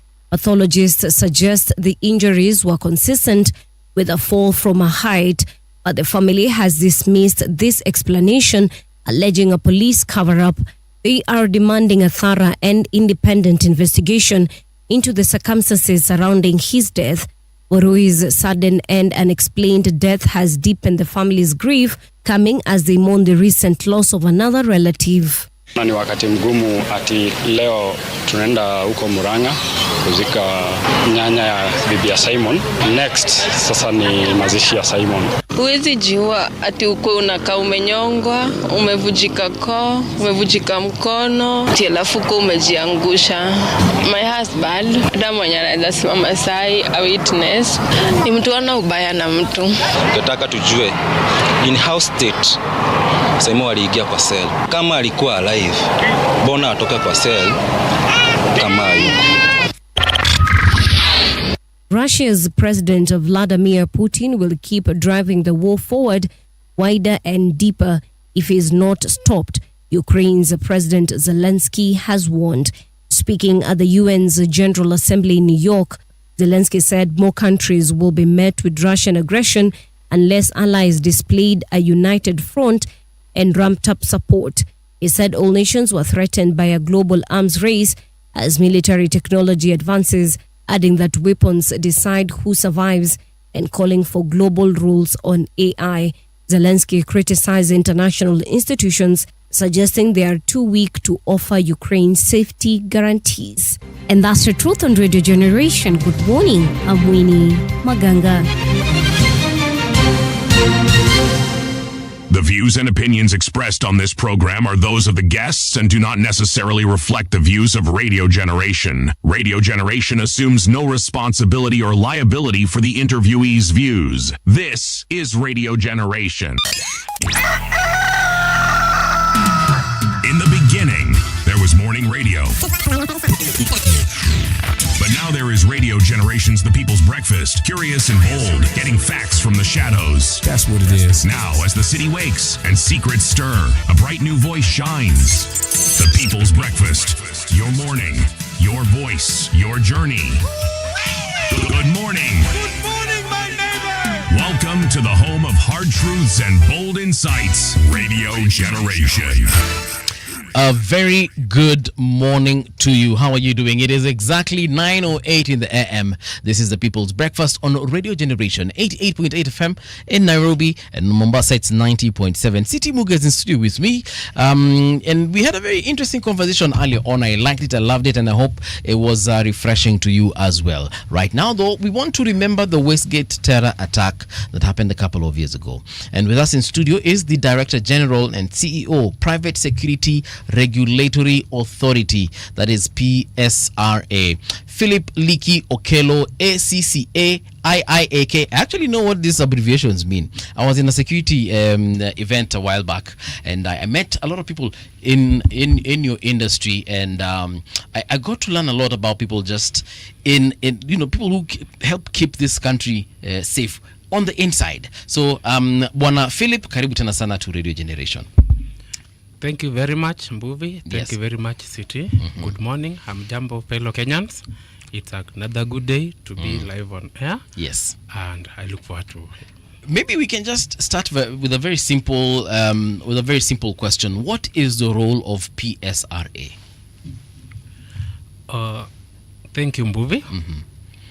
First, PSRA stands in full for Private Security Regulatory Authority, a state department or a state semi-autonomous government agency domiciled in the Ministry of Interior and National Administration. We are headed by CS Waziri Murkomen and the PS Dr. Raymond Omolo. Then now we cascade it downwards. So as a department or as an agency, we are tasked with the mandate of securing Kenya, but through the private security. That is under the Section 7 of the Private Security Regulation Act, Cap 207. Yes, so that's where we derive our mandate from. Right. And when we talk about private security, we're talking about the security guards that we have in our estates, in our supermarkets, and basically more or less in our business premises, right?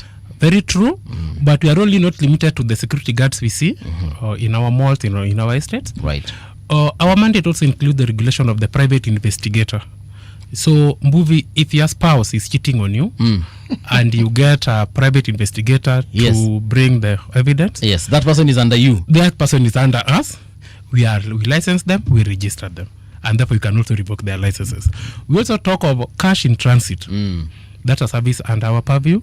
When you talk of CCTV, be it that you are an installer or you are a vendor, you still fall under us. And many of the locksmith and very many. And also for events, the stewards. Formerly they are called bouncers. Bouncers, stewards, those are, we license them, we register them. They are under the Private Security Regulatory Authority. So wait a minute. Did you just say that we have private investigators here in Kenya? Yes, we do.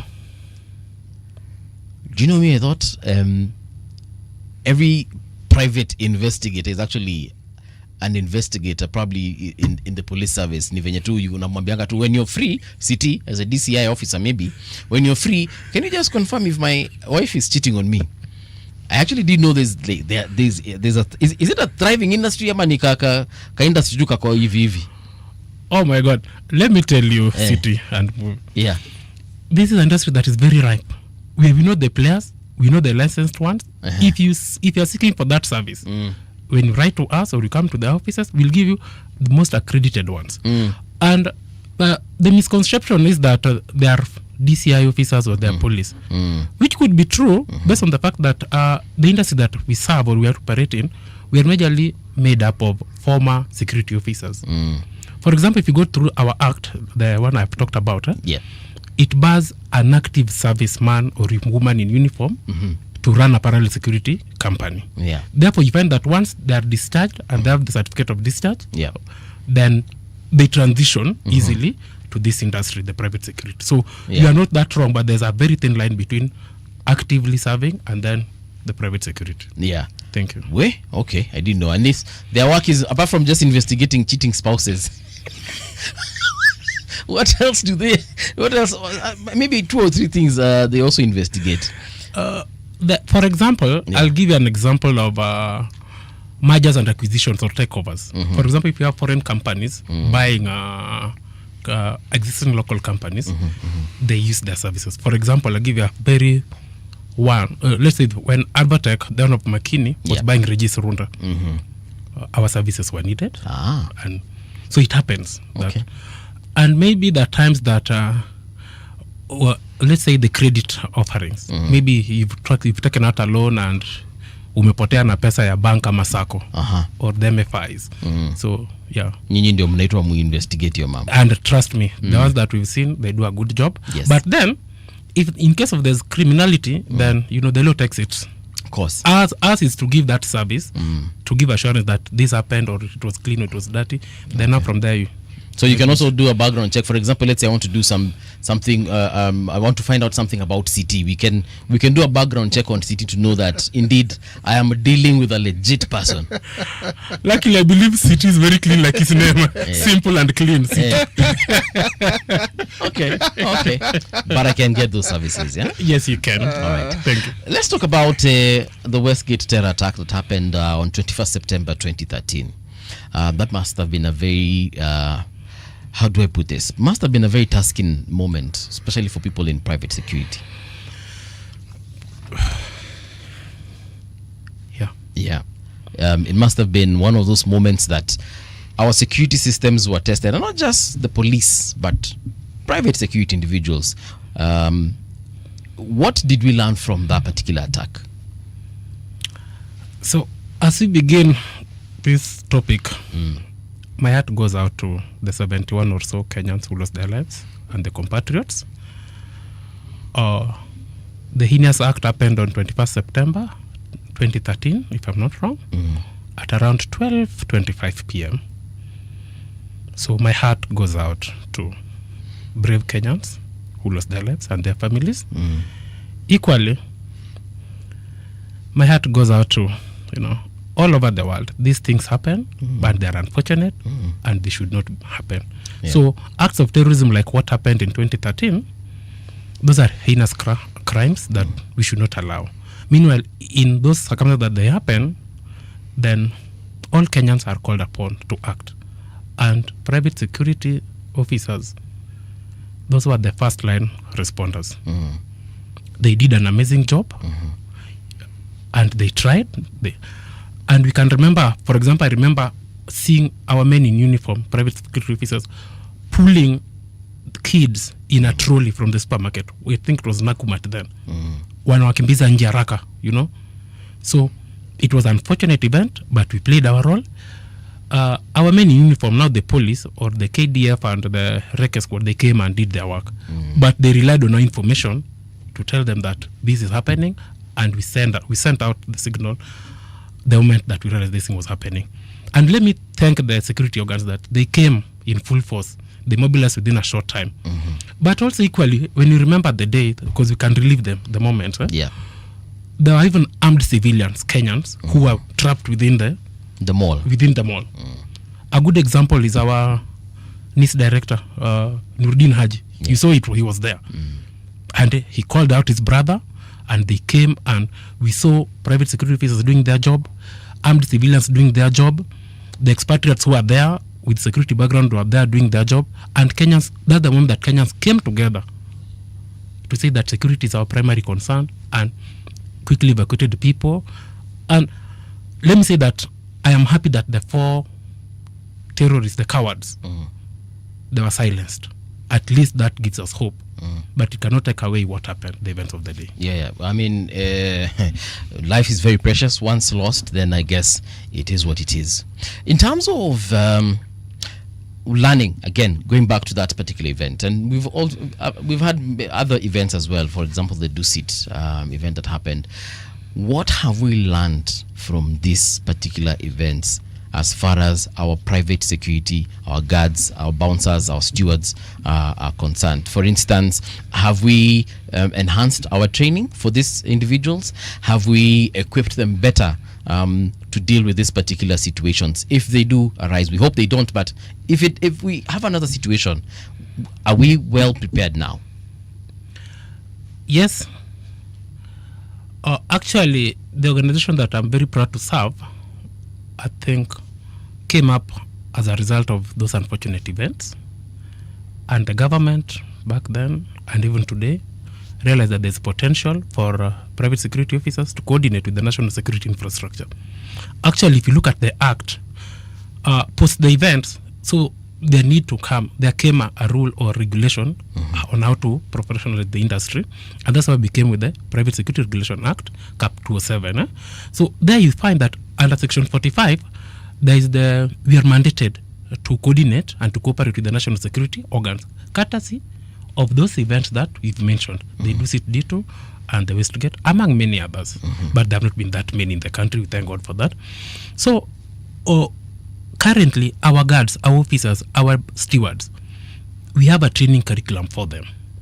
That if you are to serve as a guard within this building or outside there or during event management, there is a training that you shall have gone through. And then the good thing that we see is that companies, let's take for example, Riley Falcon. Once they have our training curriculum, they have gone as far as now cascading it down and adding on to things that we do not give to suit the kind of job or as engagements that they're engaged in. Okay, so yes, and then currently the authority has licensed around 29 training schools that offer security training privately. If you look, for example, let's say, I'll give names because I have a database of this. For example, if you look at Canik Spy, this is a company, a training school, doing the level 1 protection, the CPO, close protection officers. And there are many. Okay. A CPO is like a bodyguard? Yes. Okay. And now, it's not about the mabavu, nguvu peke yake.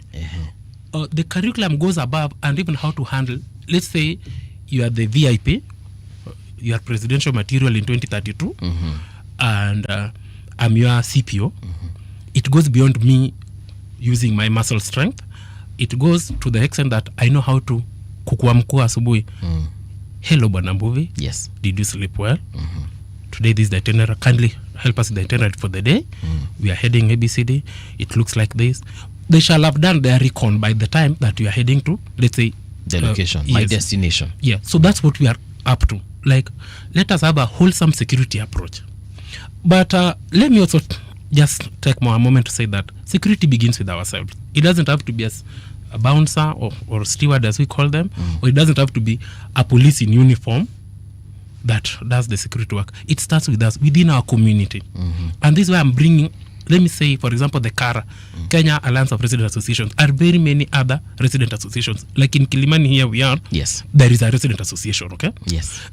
You know, these criminals or these elements, they leave their homes, which is within our premises. They go carry out their act somewhere and then they come back. Okay. So our security starts with us. Let us get into the resident associations. Tujue jirani yako ni nani. For example, if City is my neighbor, najua City anaenda radio generation asubuhi saa 2 ama saa 12, most likely City comes at midday. You know, at least you can. But if you find kuna mtu traceability yake inakuchanganya kidogo, yes, tell your neighbor. Let us collaborate with the security. Actually, the security officer within this building or within the surrounding, they have direct access to the OCS of the nearest police station. And that was intentionally designed by the makers of our constitution and our act, so that we cascade the security concerns in an efficient manner. So that's where we are. Security is a wholesome issue. It's not about the men in uniform or the private security officers. Mr. Leakey, I've always had this question. I go to a mall, and then let's even say maybe ni mhalifu, maybe I'm a terrorist and I'm carrying a gun or whatever. Then I get to this mall, and then they search me, and then the alert goes off, that thing that they used to detect. It goes off. What will happen? Because akona maybe a baton, ama maybe hata saa zingine wananga kitu, but me I have a gun. So now what will happen in that situation? Are they trained to deal with that situation? Because me once nikitoa ile bunduki na nimwambia lala chini, si atalala tu. Or are they trained in karate? And I'm asking this, it might sound funny, but I just want to understand if they're well prepared for such an eventuality. Philip, this man watches very many movies. Yeah. He's now replaying a movie he has watched. We'll not ask him which movie it is, but but you get my question, and I'm sure this is a question a lot of Kenyans have. Zile za huyu security guard pale ndiye amenisearch. What if the next person behind me is carrying a bazooka or some weapon of sorts? You know, what will happen? Are they well equipped for that? Mbuvi, it's true. Yeah. When you go through these malls, Yeah. work on the detector. Yes. Then that's just it. That was until around 2019. Post-COVID or during COVID, then squeezy you go through the scanner. Actually, rarely do you even use the calculator. Yeah. Yes. But then, trust me that when you get to a mall today, the private security officer you find at the door, your security does not just start and end up there. There are people behind the scenes that you will not know. But personally, I know because we take their roll calls in the mornings. And for example, today, we'll walk into Westgate today. The company is doing an amazing job. And please, when you get in and they ask you to step out of your car, they use the sniffer dog on the car, and then you go through the security check. Fellow Kenyans, we don't intend to embarrass you to get you out of the car for the sake of it. But security starts with us, and those are just the simple things that we need to do. But yes, we have a good number that in case they escalate, there is the supervisor within the building. Then trust me, you'll be taken down before. And today I'm telling Kenyans, when you go to a mall, you'll not only find a private security officer there and then maybe the supervisor. There are police in uniform and there are police in civilians. Okay. So security matters is a primary concern to the country and we take it very seriously. No, Siti, unajua nimuulize swali because these are conversations we've had with our friends. Zile za wale marafiki zako. Unasema huyu soja ameni search sawa. Na ningekuanga na bunduki manzi angenifanya nini? Of course, mimi sina bunduki, but you know that question. Zile za are we really safe? Because once you've passed through that scanner and then they do that wand on you, because sometimes you even pita na kitu kanalia, then they let you go. So you wonder, so what if I'm actually hiding something in my bag? So questions, and that's why I just need to understand. But I like the fact that you've said that the security doesn't just start there and end there. I could be next even to the teller, and maybe that teller is a black belt. Too many movies, City. You correctly pointed out. And movie, allow me to point out one thing. Please do, yeah. From the basics, and let me talk to the 58 million Kenyans who are listening to us. Hii maneno ya kuita our officers uochi, soja, it ended with the enactment of the Private Security Regulation Act, Cap 207. Okay. They are called private security officers. Na kama hiyo jina ni ndefu, tafadhali ita tu an officer will know who you are making reference to. Okay. But ile enzi, now it is a criminal offense. Really? To call someone soldier. You see, I've seen this place is being manned by Bob Morgan. You know, when we come in as security persons, we have to know tunaenda kwa kina nani. The gentleman outside there and the lady, if he reports to us that CT called them Wochi, we just take an action. But then before that happens, before we escalate it, it is just good that we make it on record that they are called private security officers. Okay. Please let us bring humanity, the human way. Let us bring dignity to the profession. The number of times I hear those ladies and gentlemen being called soja. Hata kwa supermarket, soja, hebu nisaidie kutoa hizi vitu kwa gari. People who call them soldier actually think it's a term of endearment. Yeah. Just like you call a motorbike rider pilot, or you refer to a cab driver pilot. It's the same way. It's not meant to be offensive. Yeah. Yes. But now they have rejected it. Well, with good reason. With good reason. They are elevating the status of the individual, which is supposed to be commensurate with the responsibility they have. But then, this is perhaps outside your purview, Philip, but what has been done about their pay? Because the places we live in have security officers. The conversations we have with them and what they're paid, every time you hear that there was a problem within that gated community you live in, the first people who are arrested are the security officers. And if you happen to know the DCI officers or know that they're there and you ask them, they'll explain to you and say, this is the person who sees, who comes. They give you an explanation, a logical explanation. Is there anything that has been done to ensure that these individuals are given a pay that is commensurate with the responsibility that they are given? Thank you. This topic has been there for the past 2 years or so. It is true that everybody, every one of us deserves a fair pay for work done.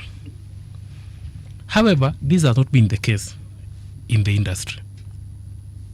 So when I came in, I called on the employers, okay, the industry associations, we have associations, and I clearly made it, called them out and told them that surely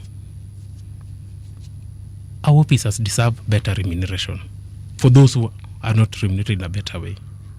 And we had engagement around them and the genuine concerns. For example, City, let's say this company, Philip Company, okay, or Ricky Company, I go and get a contract with Radio Generation. And when you do the costing, we find that you are able to pay per head or per guard 20,000. Okay? So when you pay my company 20,000 per head or per guard, then we have to work around on how much to pay the guard. The person actually doing being domiciled in your organization. So you find with that, and this is what the employer said, like we are willing, able, and ready to pay you whatever amount you want us to do, but remember we are under contract, and then they pay. So if you are paid 20,000 per head, you don't expect this company to go pay the same guard 21,000 because there are overheads, okay? And then because these companies are also in business, there is the margin that they have to get. You do work for profit, okay? So when they told me back, then we realized that it goes beyond the pay and what we hear on TV or on radio. Then we need to actually sit down and get better terms of engagement for our officers. For example, I was in Mombasa in July, and we had the meetings of all parastatal heads, the CEOs, and I'm on record calling them out and telling them kindly, when we are procuring these services of security, let us make available sufficient budget for security, for private security. And they told us, CEO, this is something that we did not know, or we did not take it that seriously. But I told them also that there is the minimum wage. Minimum wage in the Republic is declared by the President every 1st May, okay, on the Labor Day. The President's speech centers around minimum wage, which is effected by Ministry of Labor through the Wages Council. So it is the Wages Council through the Ministry of Labor that will set the minimum wage for every employee in the country. We are not exception to that, okay? So once the minimum wage has been set by the Ministry of Labor, for us, under Section 9, we are mandated to ensure and to enforce the minimum wage. So Private Security Regulatory Authority, PSRA, does not in any way set the minimum wage, okay? But PSRA ensures enforcement of the minimum wage. And then we go beyond that by now asking our partners or our employers or potential employers that, especially from the government side, I'm on record and told them, let us just, government is about budget setting process. For example, for the next financial year, if you do the costing, please, let us ensure that we capture the minimum wage is where now you cost going higher. So that is where we are, and I am very happy. But then there are some companies that pay more than, what the minimum wage states. So I'm very happy with them, and I encourage all others also to step up and let us have a fair pay for work done. Could you walk us through how you enforce this so that we understand? How do you ensure that every company that offers security service, assuming that they're all registered with you, how do you ensure that they meet this minimum wage? By the way, what is the minimum wage, just so that we understand, for security officers? City, the gazetted minimum wage by the Ministry of Labor for daytime guard is around 18,000. That is the gazetted minimum. Day guard? Yes. Which means it's and the different night guard, it has to go higher. You see? Because the threat level goes higher. And then the fact that the night guard will probably work, under not very immune conditions compared to the daytime. So then you'll find around 19 or something thereabout. Right. So ours is to ensure that when we come to the table to talk, we and these are, for example, if you look at KK is doing an amazing job insofar as paying their guards the minimum wage. Then there's this security company called the Securex. They are now called GADA. The GADA world. Actually, I'm the one who gave them the license. Oh, yes. Yes, I'm the one who They're the ones who changed bought KK. They're the ones who bought KK. And then when I was in Tanzania and I realized that East African countries had changed to GADA world and we are a bit lagging behind, I called the country manager, Rish.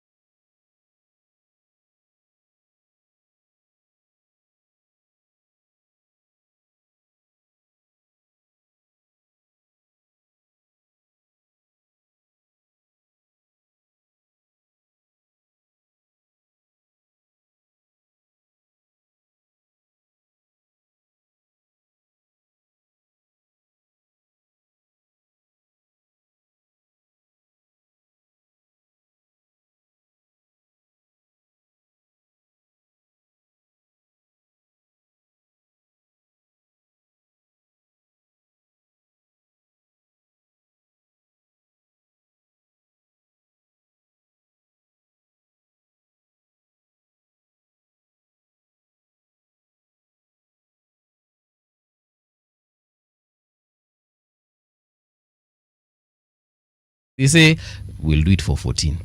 And as an employer, of course, sometimes some of those employers will throw ethics off the window and say, fine, let anyone have 14. Yeah, it's very unfortunate. But that said, in terms of their remuneration, do we have other needs for them? What are they called? Other benefits for them, such as medical cover, insurances, and so on and so forth. Maybe workplace insurance. Thank you. Yes, a number of companies are first and foremost. Let me say that I'm very happy with the companies that I'm interacting with. These companies under my purview, we've gone hard on remittance of SHA, and with the SHA, our people can get medical access, conveniently, because SHA has become very seamless. And that's the report that I got from them. I've had an interaction with now the guards themselves, a good number of them, and they say that SHA is working, and I'm very pleased with that. And then we went further ahead and said, and ensured that, do they do timely remittance of SHA by the employers? And so our guards are getting their SHA, because these are being deducted from their pay slip, and that's why we go for the minimum wage, so that at least they take that cover, the caution.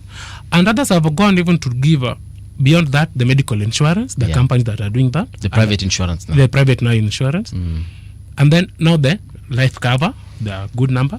But we encourage them to adopt these things easily, so that in case of those unforeseen eventualities, at least the dependents will remain, So, and then we know these are very risky industry. Guarding and provision of security, and we don't want our people, to be taken lightly at that. And before I finish on this, why I'm going very hard on ensuring that our people have something take away home and the insurance and all that is because I don't see myself different from them. Now this is my personal story, and thus I'm very happy to serve the industry. For example, please don't take that out of context. I come from a family where my mother was just a high school cook. As early as 2000, the year 2000, she was earning, I think, 1,650. So when I engage with my private security officers, I know what they feel. I know what they go through. I know what it takes them to bring food on the table. And that's why I go hard on employers at times to ensure that we do just a living wage, Let us pay our people, Give them something dignified. 10,000 na is taki. Hata kama contract we've signed for sijui pesa ngapi. So that's why I'm trying to raise the standards. And I'm very happy that I'm being led by a very sober PS of Interior, Dr. Raymond Omolo, whose story is not very different from ours. And they tell us that let us be humane in the entire industry, and that's what we are working on. So I assure all my guards, please let us be professional with our job. And in case where there are disputes or there's something that needs to be done, I am very approachable. We have actually sent out an invite to the PS, and we hope one of these fine days he will come to the studio. In Uganda, I usually see guards, and correct me if I'm wrong, I usually see guards actually have weapons, guns, like they have. Yes. So why are we not doing that here in Kenya? Actually, extend it to Tanzania. They also have guns? Yeah, if you go to a supermarket, you'll find the private security officer there with a gun. For us, it is let me say it, and I think the people in the best place to say, but with the NSAC, we've had meetings and we continue to have engagements around the same. Yes. And in due time, the PS Interior, who sits in the committee, will issue a comprehensive statement. But yes, there are engagements ongoing around the same issue. Mbuvi, you are of the opinion that they should be armed? Well, obviously not all of them, but I'm of the opinion that yes, in especially some establishments, they probably need to be armed. You know, there is a thinking behind that. Huh? You who watch the movies you watch. Yes, action movies. Yes. And the amendments that the Americans keep quoting regarding their freedoms and what have you. The more guns you have, the more gun violence you're likely to see. I like the Kenyan policy. I like it. As it is. I actually like it. So that those who have guns are known. It is easy to determine. If you're licensed to carry a firearm, you are known. Those who have firearms, we know they're security officers, they're police officers. It is good. I personally prefer that it is kept that way. It may appear that perhaps those guards who are not armed are disadvantaged. I think not. They are less of a threat to the perpetrator who has a gun. If you have guards who have a gun, those who come to rob you with guns will treat you differently. Because they know that the likelihood of them dying when they encounter you is higher. If they know all you have is a rungu, it's unlikely that they're going to shoot you. They'll just probably disable you and tie you up and leave you alone. I'm simply saying that the thinking behind having a gun and assuming that it will give you more security, that thinking is actually not premised on truth or reality. Maybe because I don't have the stats on Uganda. How are things in Uganda? Do they have more gun violence now that majority of the guards there have guns? The history of Uganda now differs phenomenally. The current government took over the government that was there militarily. Right? This is a country that experienced more violence than we can even imagine in this country. It's a completely different history, a completely different story. If you look at the security elements in a place like Tanzania, the security was not in the security officers. The security was in the socialist system that they had, the Ujamaa. The security was embedded in, when you go into that country, even today, believe me, it will be known where you're going, who you're going to visit. The same with Rwanda. Same. So I am saying countries relate to these matters differently. Yes. We handle ours this way, and I'm saying I like the way we handle it. I prefer it. Yes. Okay. And just to add on to what City is saying. Yes. And take it from us. A Kenyan security officer today is better equipped. You know, security goes beyond having an ammunition, as City correctly puts it. Because already we do a lot of intelligence gathering, and we relate the same to the security infrastructure. And let me repeat that. In case a crime happens now, here, trust me, it is the gentleman outside there and the lady who will tell us what really transpired, and then now other organs will take over the matter. And it goes beyond the guns or beyond the teasers we find or the... So, trust me, Yumi. There's a day I was at Sarit, and they didn't know who I am. Because we are like 1.3 million guards. So then some guy just came to the supermarket. I think there's a Carrefour down there, and then he tried to snatch a Japan from some. Then this guy was brought and beaten badly. And so I said, let me see what my people can do. And the supervisor came and said, there's no need of beating this guy.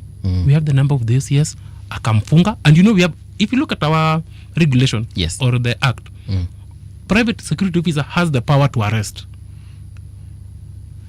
Alichukuliwa, akawekwa kwa safe room. OCS was called, and within 15 minutes they were there, and they took over the matter. So this the landscape of the private security officers that we are talking about. Okay, that goes beyond what we can see, beyond what our eyes can see. And I repeat, I'm very happy with what we are doing, but I know there's room for improvement and room for more. So if they're not going to get guns, can they at least get tasers then? No. Can they get pepper spray? No.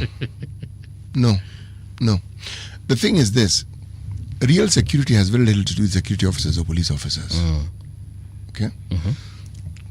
The citizenry themselves, if you ask me, are the first avenue of security. The citizens. And then secondly is the relationship they have with the police service or the security officers. If you look at Kenyans, one of the things that is lovely about us, we actually very law abiding. Very. If you look at the way we queue, for instance, someone is going into a place and they're all whatever those things are called for security, security scanner, the metallic detectors and what have you. People will queue and wait for their turn quite comfortably. Those are not the people you need to manage with the guns. They are aware and they are quite comfortable with. Go to any institution. If somebody, say for instance, skips the queue, they'll be told, excuse me, please. Okay?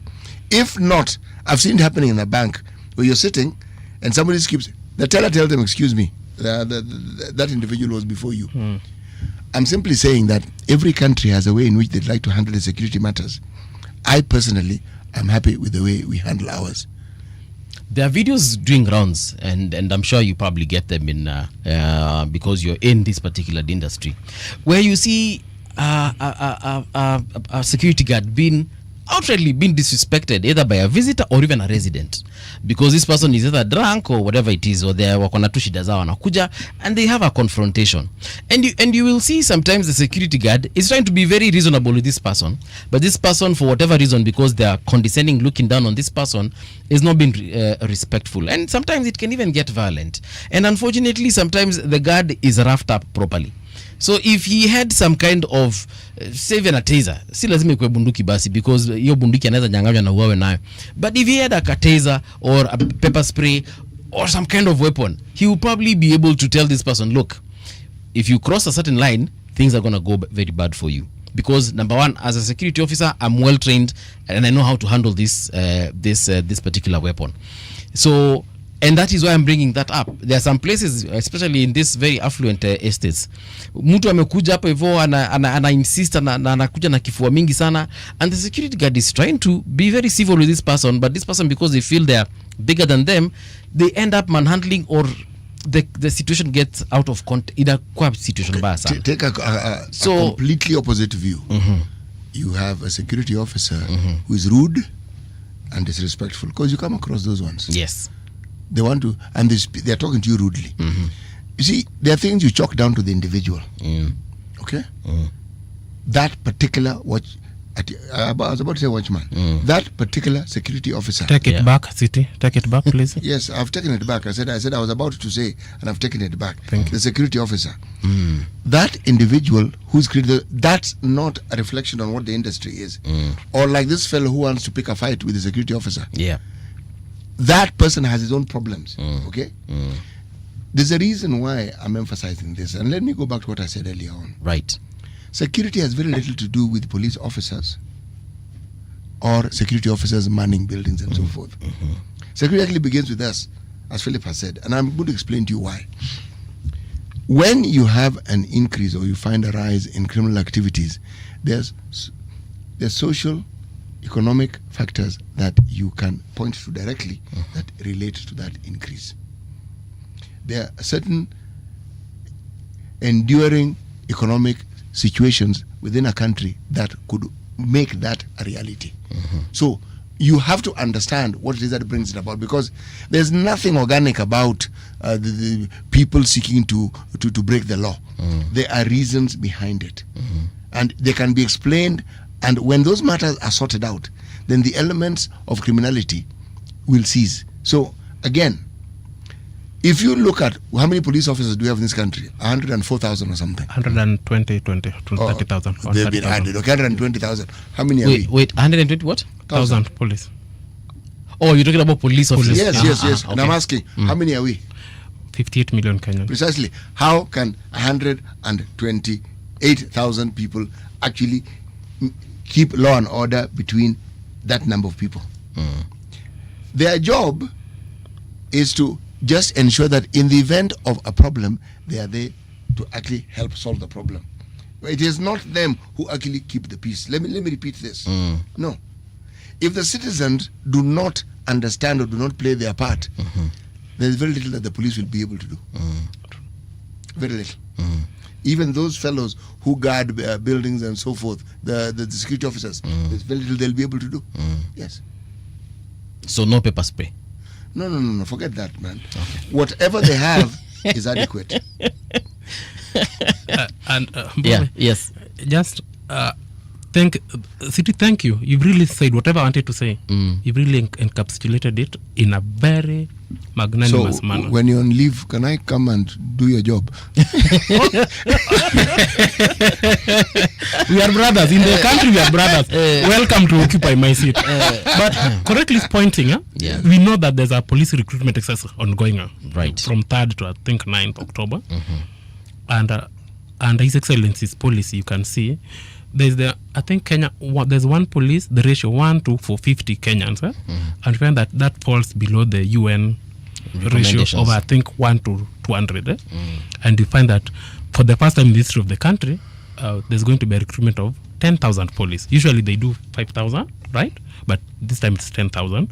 And considering the fact that since His Excellency ascended to power, we've never had a police recruitment. So with the 10,000, we'll be at a good place to go. But also, when you talk to the IG, the PS, we tell them that even next year, let them not stop at the 10,000 for this year. Let them also try next year and maybe add another 5 so that we have, because people exit, policemen, natural attrition, people just go berserk and So, but so far the country is doing well from where I stand. Yeah. And we also give them the logistical support such that we inform them, as the city has put it, we inform this about to happen or this has happened, so please come and apprehend these criminals and all that. So far we are very okay. And my request today that I'm doing through the radio to Waziri Murkomen and the PS and also the National Police Service Commission, that because they rely on us to give them the intelligence and to report to them what is happening on the events, we are only, as a private security industry, we are only requesting for 15 chances that we want to promote 15 officers, our guards, okay, to join the national police to serve the country in a different capacity. City, isn't that good for the? Well, why it makes perfect sense is if we're recruiting from National Youth Service and their training is not quite the same as the security officers that we have, I see no reason why not, because already they have the training. So what we see in this country is the opposite. Somebody who was in the police service after retiring now becomes private. Yes, a private security officer. We've seen that. Yes. But if that can happen, why not the reverse? Oh yes, I don't think it's an unreasonable request. Yeah. I don't think it's an unreasonable because the truth of the matter is this: if you look at what the needs of the country, well, the needs that we have within the country, it is actually important to have that diversity of engagement or employment. Yes.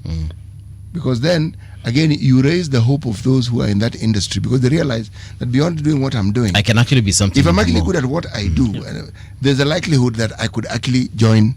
And I think it's a good idea because it will also increase this is what I'm looking for. Watu wataanza kupenda hiyo kazi sana kuliko venye wanaipenda saizi because they'll know this can actually be an entry point to something bigger, higher. I think the request is a fair one, but it's something I have to ask. This training that we take the private security officers through, what exactly is it, and how does it differ from the training that the police men and women who serve in that service have? How different are the training processes? Because even the level of technicality between the uniformed and the us, it's so much difference. But as is true, we are doing the bare minimum. But you know, when you go to Kiganja or you go wherever it is very intense. Or even for the Ngaos, the paramilitary, it's more intense than what we do. So as we are doing the basic, and majorly, I was also engaged around communication. We'd want that when you get into a building or get into your home, you have a security officers who understand this is city. City maybe ametoka kazi yako na pressure, city amekasirika. You know, how do we welcome him to his home where he wants to come and relax? But now when you go now to the uniformed servicemen, vijana wakanja, it's no joke. So it is true the level of training quietly and vastly differs. The reason why I'm asking this question is based on the suggestion you've made. Yeah. You elevate the value of that service by their training. Yes. The reason why people have a lot more respect for, say, the APs, people are aware of their training. The reason why people have even more respect for GSU is because they are aware. Now, historically, of course, those of us who've lived longer, whenever you heard GSU and you happen to be in the university, you really wanted to leave the premise of that university as quickly as you possibly could, because your life was most likely in danger at that point in time. But if you look at the services that they provided, I'm simply saying the security, anyone who is in security in this country, the training to enable someone to actually manage that very process of security, whether it's in a building or someone's home, needs to be increased so that it isn't that far away from the other. One, it will also ensure that those who end up being employed have actually gone through the hoops and it has been found that they have an aptitude to do that job. Okay? It's like, for instance, when somebody goes for something you call defensive driving. Yes. It isn't adequate to drive these VVIPs. You have to go for additional training to actually understand how it is. And that training is actually more for security training than just the ability to drive. And somebody who has that training automatically has more value, because you understand that they are coming with a lot more knowledge than you'd anticipate. So even your feeling of security, if you needed that feeling, that training that person has, if you have knowledge of it, makes you feel that yes, this is the right person for this. Because ordinarily, the thinking that I have and I've had for the longest time, somebody has a cousin who didn't do very well in school, and he knows somebody who owns a security company. That person heads in that direction. That's no longer the case, sir. What happens now? What happens now is that once you have to be contracted by the company, before you get in there, there is a mandatory course. We have a training curriculum that these companies have adopted. So you'll find us, you know, you cannot employ, let's say, a security officer who does not even know how to do a matching order. So it's no longer the case. And actually, they send away those who just come to, and private security now, industry is now not where you go to relax or to look for pocket money or, no, it's a service industry now. We want service. We expect it's service. been We are expected of, professionalized. yes. So umemaliza form 4, you want to become one of us, yes, you'll go look for a job, and then humbly they'll tell you, for us to engage your in our services, please, there's a training for you. And that's why we have the 26 or so schools, the 29 or so schools. So you, before you are engaged, you must have undergone that basic training city. And even in today's city, if you come to either of one of our companies to be employed as a security service officer, we'll tell you, city, you are young, you have white hair, but you have to go for training. Okay? You get it? If you don't get it, forget about it. Bonadiji, there's a question here that actually this one came in earlier on from a gentleman called Wagichini alias Sami Muriuki, and Asema he's been pushing for my license for 2 years now, and I'm still pushing for my PSRA license. So what could be the issue with such a situation? So Mr. Gishuhi has not had his license for the past 2 years, which could, I know because he's written it, meaning he's an honest man. He's telling the truth. Right. The truth. So Mr. Gishuhi, I will look for him. I will try escalate. But let me tell you that for you to own a security company, you know that you are from BRS, you've come to PSRA, and you got you have the certificate on the table. It does not work like that. We have multi-agency teams that go through the rigorous processes of background checks and vetting. And upon their recommendation is when the license is issued. So it could majorly, or it's not given that it's stuck at the PSRA office. So that is the notion that we need to demystify and get away with. But for 2 years, what could be taking this long? So you can find they are held up somewhere. You know, there is the company registry first, okay? The BRS. Then there's the other agencies of government that give us the go ahead. And then during the background and vetting checks, you know, that takes a while. But let him be patient. I am promise I'm going to get to the bottom of this company. If he can text us the name of the company. Actually, I think we can get it from his profile. It's called Limitless Security Services Limited. Limitless Security Services Limited. Yeah, so perhaps we have taken that into Nini. Yeah. And please, once you get your license, Wagishini, please let us elevate the industry. Give us your best, and I surely promise that we shall work together. Yes. All right. Let me see if there's another question here in regards to that. Okay. Hakuna mtu ameuliza swali ya license yake imekwama mahali, which is a good thing. So going forward, Bwana DG, as we come to a close, what should we as citizens do in order to also assist this noble industry going forward? Kitu ya kwanza tumejua history ya kuita watu watchman soja, hiyo imeisha. Yeah. So going forward, what else? How else can citizens just come in to help the industry? Citizens have the 90% role to play. So as you've put it clearly, is that security begins with us. Okay. So let us show respect towards our officers stationed wherever we work or at home. They are human beings. We are all human beings. Actually, we are all Kenyans. So when you go hard on a security service officer, and you're just going against a brother or a sister. So if there are any areas of misunderstanding, people have misunderstandings, even between you and I. Possibly one day we could, but then there's a better mechanism that if we talk together, if we talk to each other, and we say we want to resolve this, we are going to resolve it. So security starts with us. We respect the officers. Let us respect those who we are close with or those who we work around within the same space. Once we've achieved that, then from my end, I'm also advising or I'm encouraging my officers, let us take our jobs with the seriousness it deserves. Let us know that we are in a service industry. Being that the case, then we need to we need to do our work professionally, and that's why we are escalating the trainings and the issuance of guard force number that we'll do in a few months. And then let us open communication channel between us as an industry and the OCSs. We have access to all the OCSs in Kenya. Every police station equal now OCS. So if there's a crime that you cannot handle, and then the crimes are being handled by the uniformed men, let us information sharing and intelligence gathering. Okay. And then with that, we go now to the stewards during events.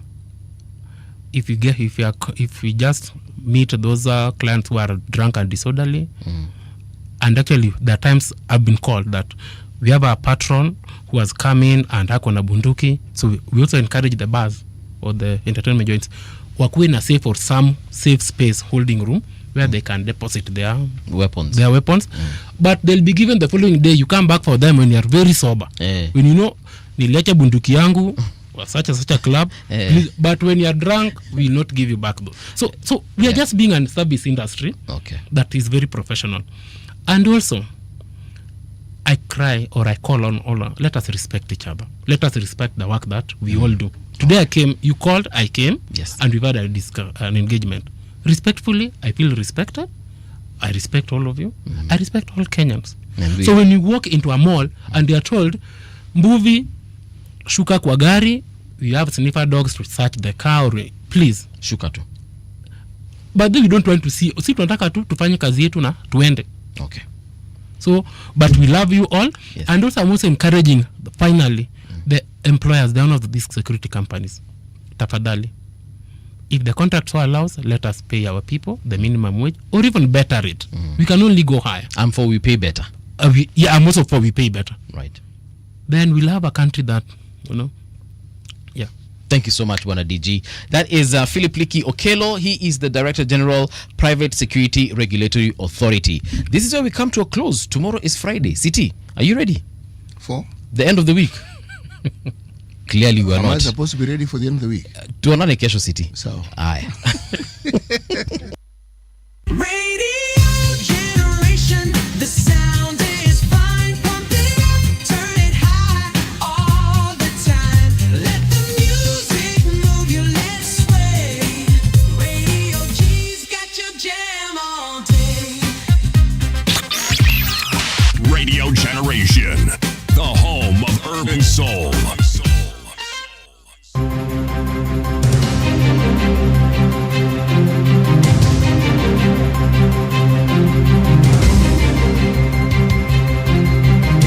This is the Radio Generation News.